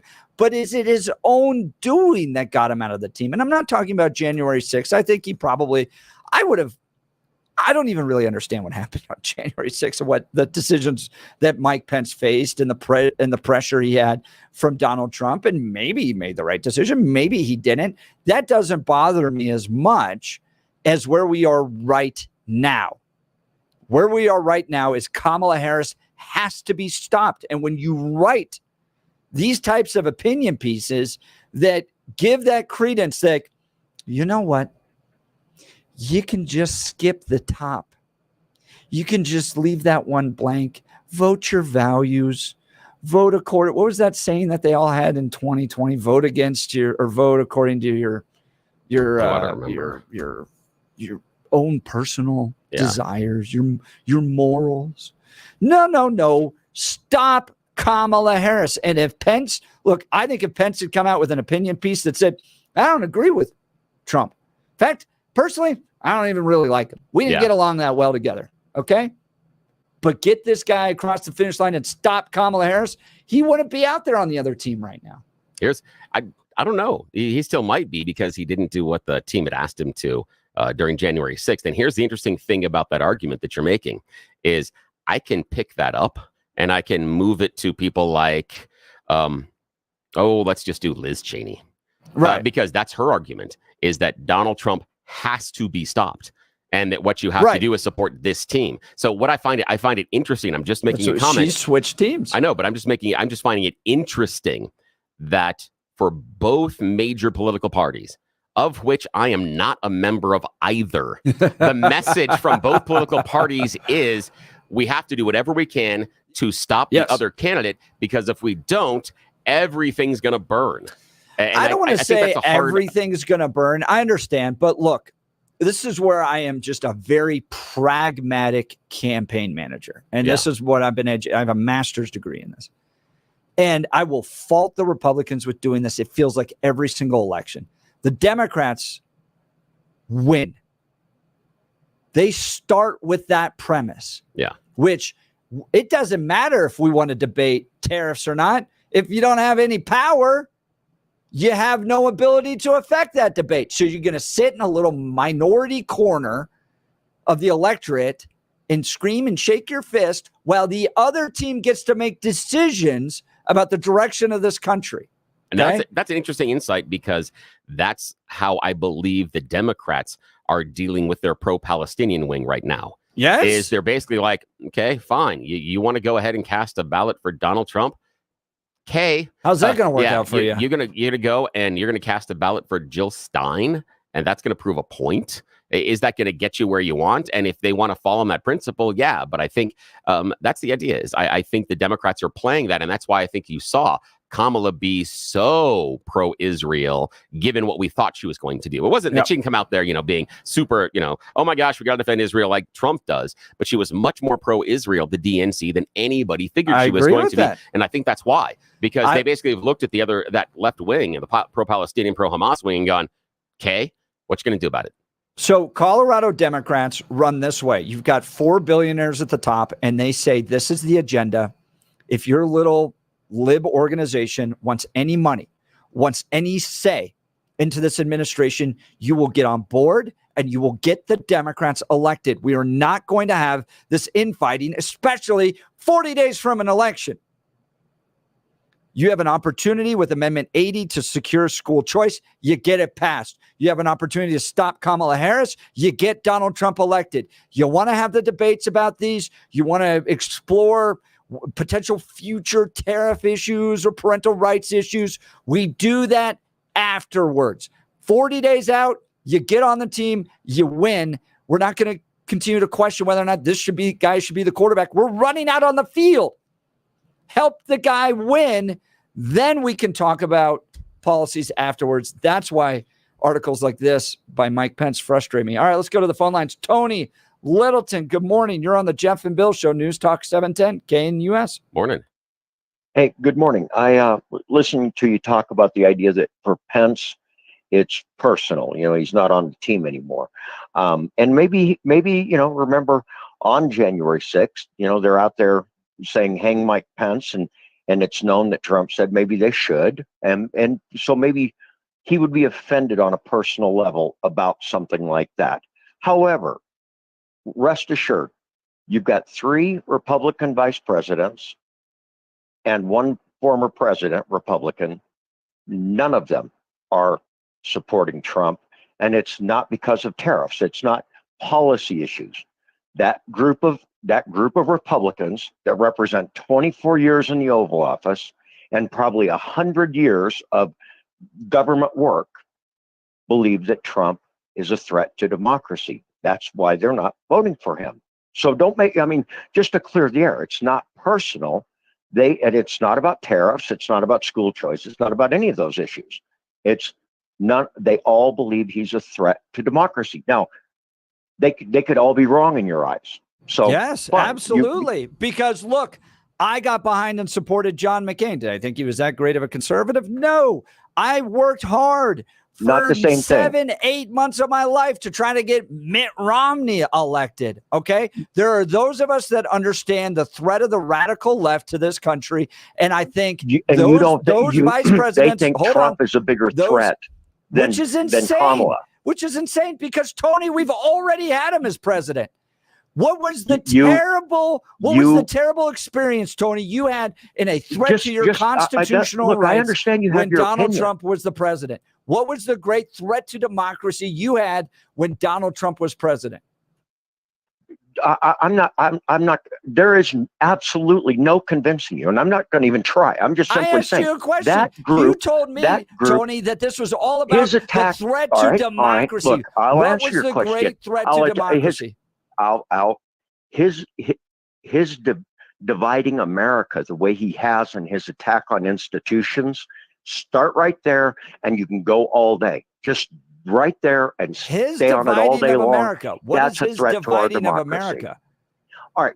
So forget my opinion. Doesn't even matter what my opinion is. I'm telling you, those 4 people believe he's a threat to democracy. It's not about tariffs. It's not about any other issue. They think he's a threat to democracy. Just as you go on today, it's not personal. You seem to believe that he's a threat to democracy. This is a guy that was president for 4 years, and generally everybody's life was pretty good, with the exception of the COVID stuff. There's no threat to democracy. We'd have to have a discussion about economics, and that's not your forte. So we'd have to get into stuff that would take a whole lot more time. I'm just saying the one issue, it's not personal.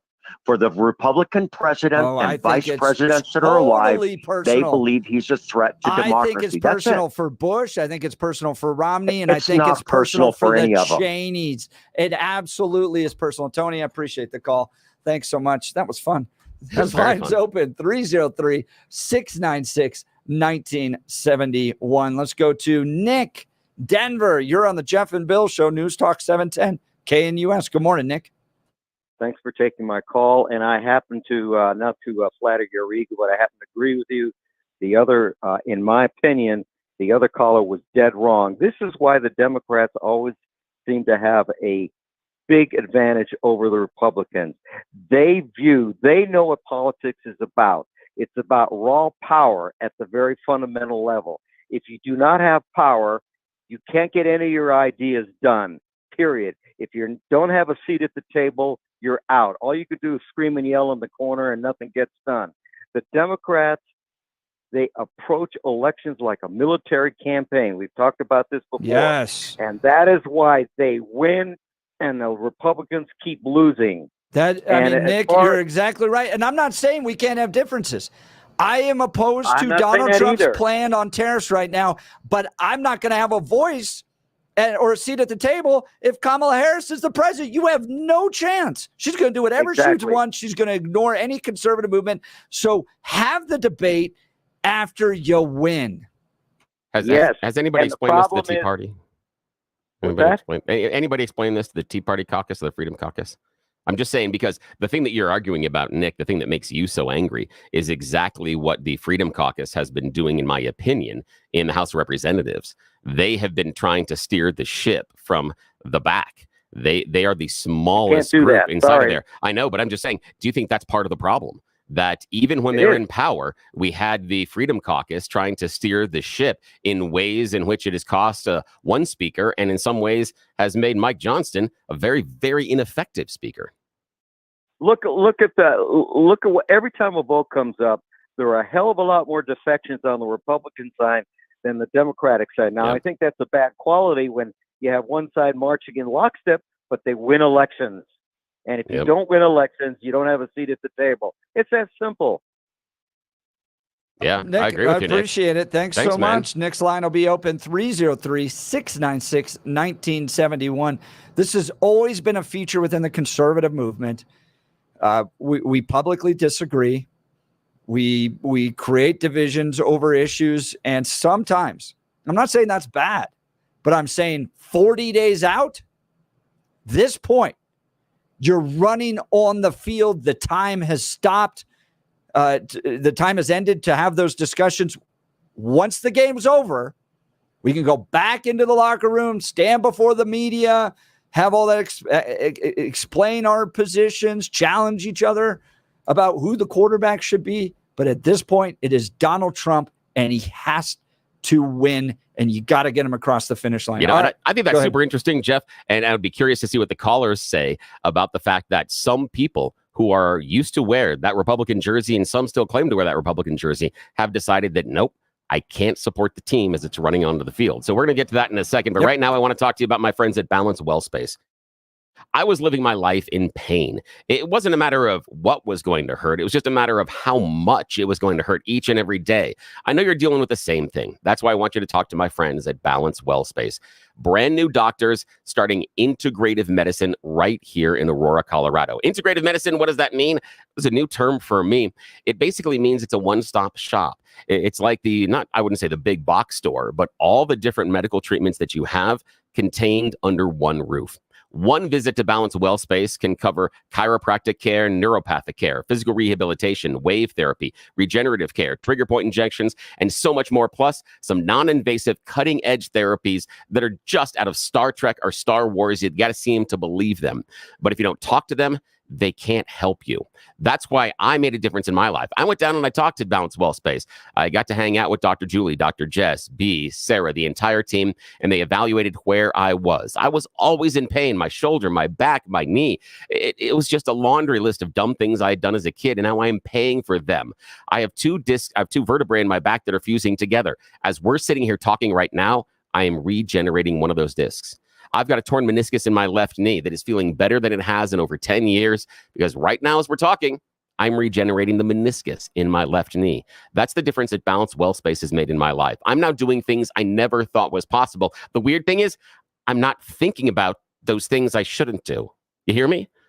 I'm no longer saying, oh, I can't do that because of. No. I now can because of Balance Well Space. That's the difference. So it's one stop. You walk in, and in that one meeting, one treatment, you get 4, 5, 6 different things done to you. It saves you time, it saves you money, and gives you back your life. But they can't get it started until you talk to them.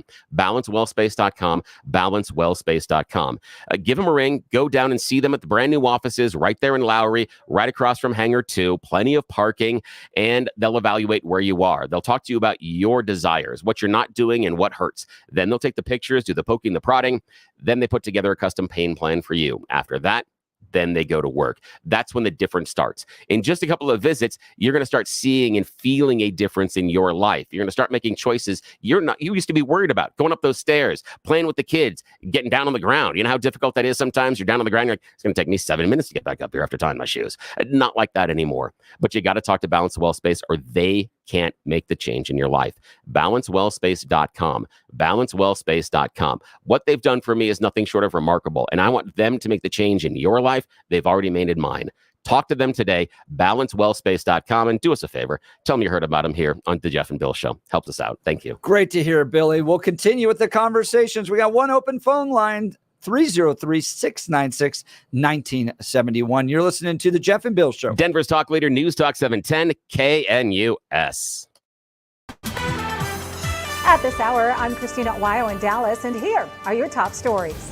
The U.S. is sending additional troops to the Middle East because of a spike in violence between Israel and the terrorist group of Hezbollah in Lebanon that has raised the risk of a greater regional war, according to the Pentagon. The Pentagon wouldn't provide any details on how many additional forces or what they would be doing. As of now, the U.S. has about 40,000 troops in the region. The new deployments come after strikes by Israeli forces against terror targets inside Lebanon that have killed hundreds, and as Israel is getting ready for more operations. Israel Prime Minister Benjamin Netanyahu warning Lebanese civilians to evacuate their homes ahead of their planned air campaign. A mentally ill man who killed 10 people at a Colorado supermarket back in 2021 has been found guilty of murder and faces life in prison. Jurors reached their verdict Monday in the trial of Ahmad Alissa. His attorneys did not dispute that Alissa, who has schizophrenia, fatally shot 10 people, including a police officer in the college town of Boulder, but he pleaded not guilty by reason of insanity, with the defense arguing he couldn't tell right from wrong at the time of the attack. In addition to 10 counts of first-degree murder, the jury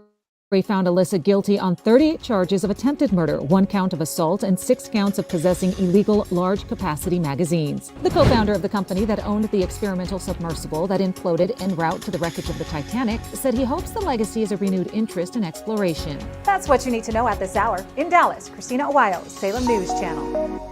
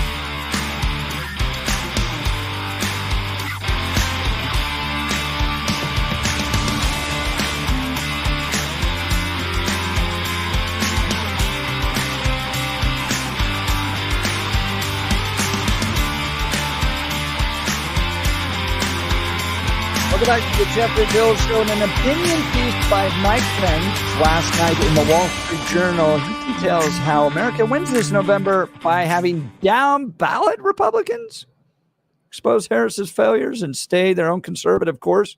He talks about Harris being a bad candidate and all the problems he has with Harris, but doesn't mention her opponent's name nowhere in the opinion piece. So weird. Yeah, in fact, he's weird. like, even though I said I'm going to stay out of this election, no, the presidential campaign, he specifically said he's not voting for Donald Trump. Yeah. Now, he hasn't gone all the way over to the Liz Cheney world of basically being on a campaign trail for Kamala Harris. But come on. He writes a little bit later, we don't want to win simply for the sake of victory.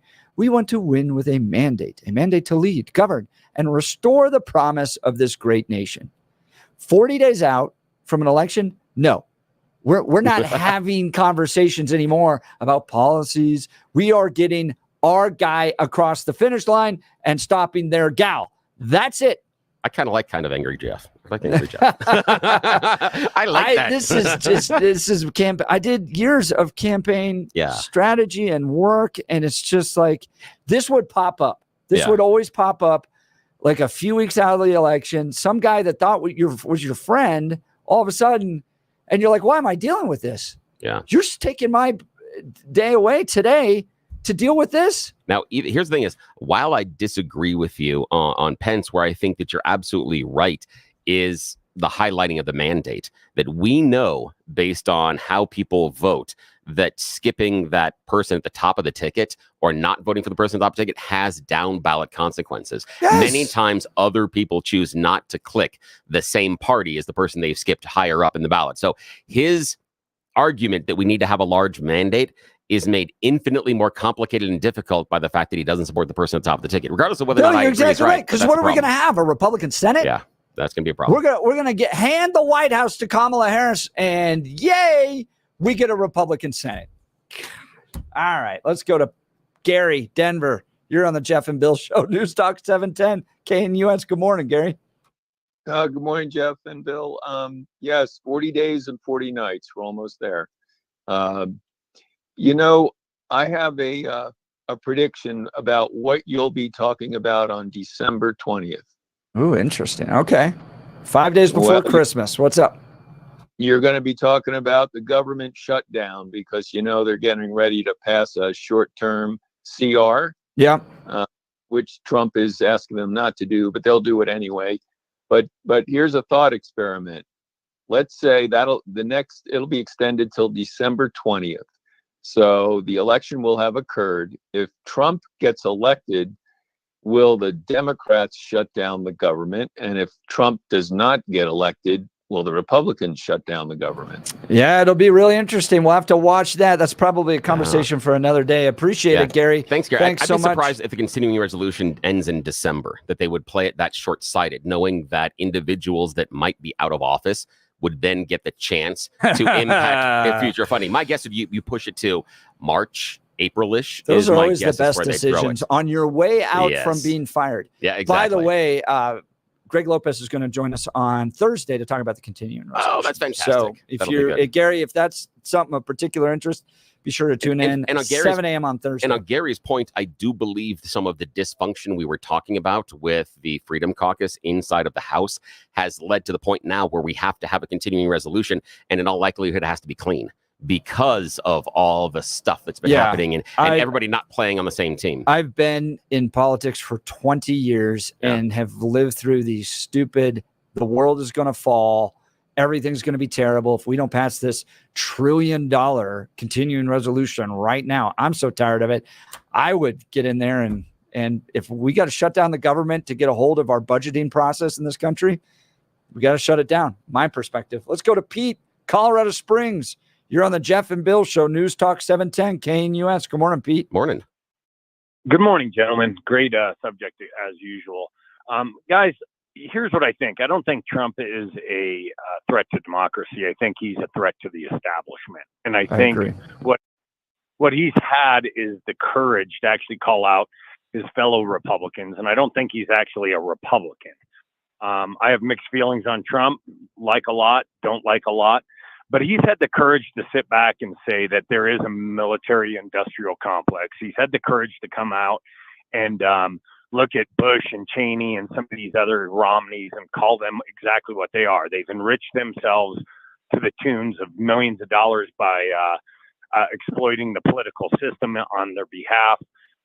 And when you say he's a threat to democracy, you can make an argument about the January 6th things, but let's remember about 50% of this country in polls that have been taken over the last 4 years have issue with the way we vote and actually question the results of a lot of our ballots.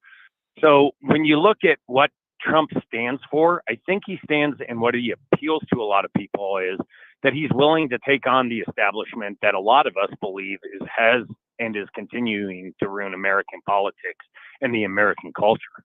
Pete, why do you think Mike Pence writes this article in the Wall Street Journal that talks about this great pathway forward, but then doesn't include Donald Trump? He served with President Trump. Well, because he takes things personally, and maybe he's got a right to. I'm not discounting what Trump did to him. Trump has a very unique way of calling people out. And I think Mike Pence probably took the high road during the election fiasco. But Mike Pence is also going to be smart enough to recognize that he's being used, or his position right now is going to elect a true Marxist. And that's what I believe Kamala Harris is. She's got Marxist policies. But that's not just Kamala anymore. That's where the Democratic Party has drifted to. They're allowing the extremism of the Marxists in their own party to take control of the party. And that's the thing I like about the Republicans is the Republicans at least can argue with each other, disagree with each other, and they're not in lockstep. Look what happened when JFK and Tulsi Gabbard decided, you know what, this isn't the right road for my party. So they switched parties, and they've gotten totally belittled, regardless of what their positions are and how articulate they are on their positions. See, I'm not certain I would agree with you on the idea, Pete, that the Democrats always embrace all the Marxist ideology, because there's pushback inside of the party on the very liberal portions of it. We had the Bernie bros being sidelined recently, and they're not embracing the pro-Hamas wing of the party as well. You've got a whole bunch of voters inside of Michigan that are saying if the Democrats don't change their position on Israel, they're not voting for the Dem. Kamala and everybody else in the Democrat Party hasn't changed at all in their position on Israel. So I'm not certain that I agree with you on that. And what policies do you think that Kamala has that is Marxist? What are her Marxist policies? That's a fair point you make, Bill.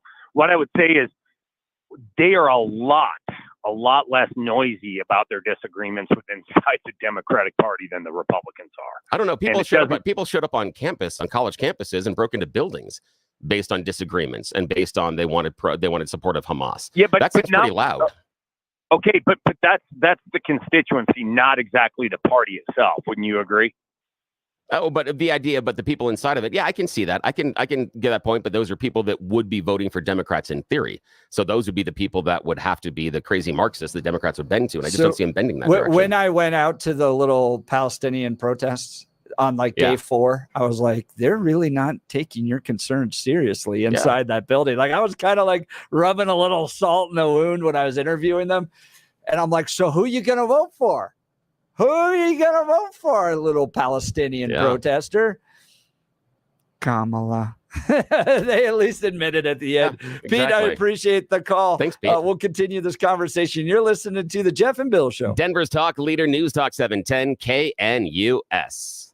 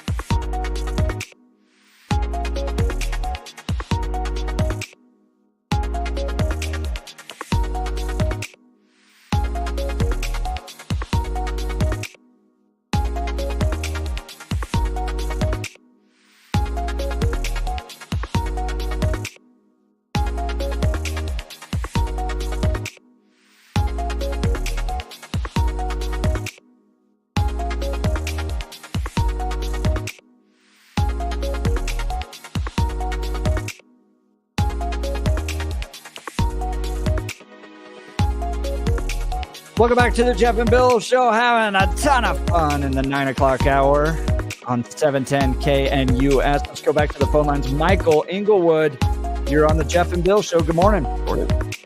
Good morning, guys. I am calling because I'm as frustrated as anyone about the possible outcome of this election.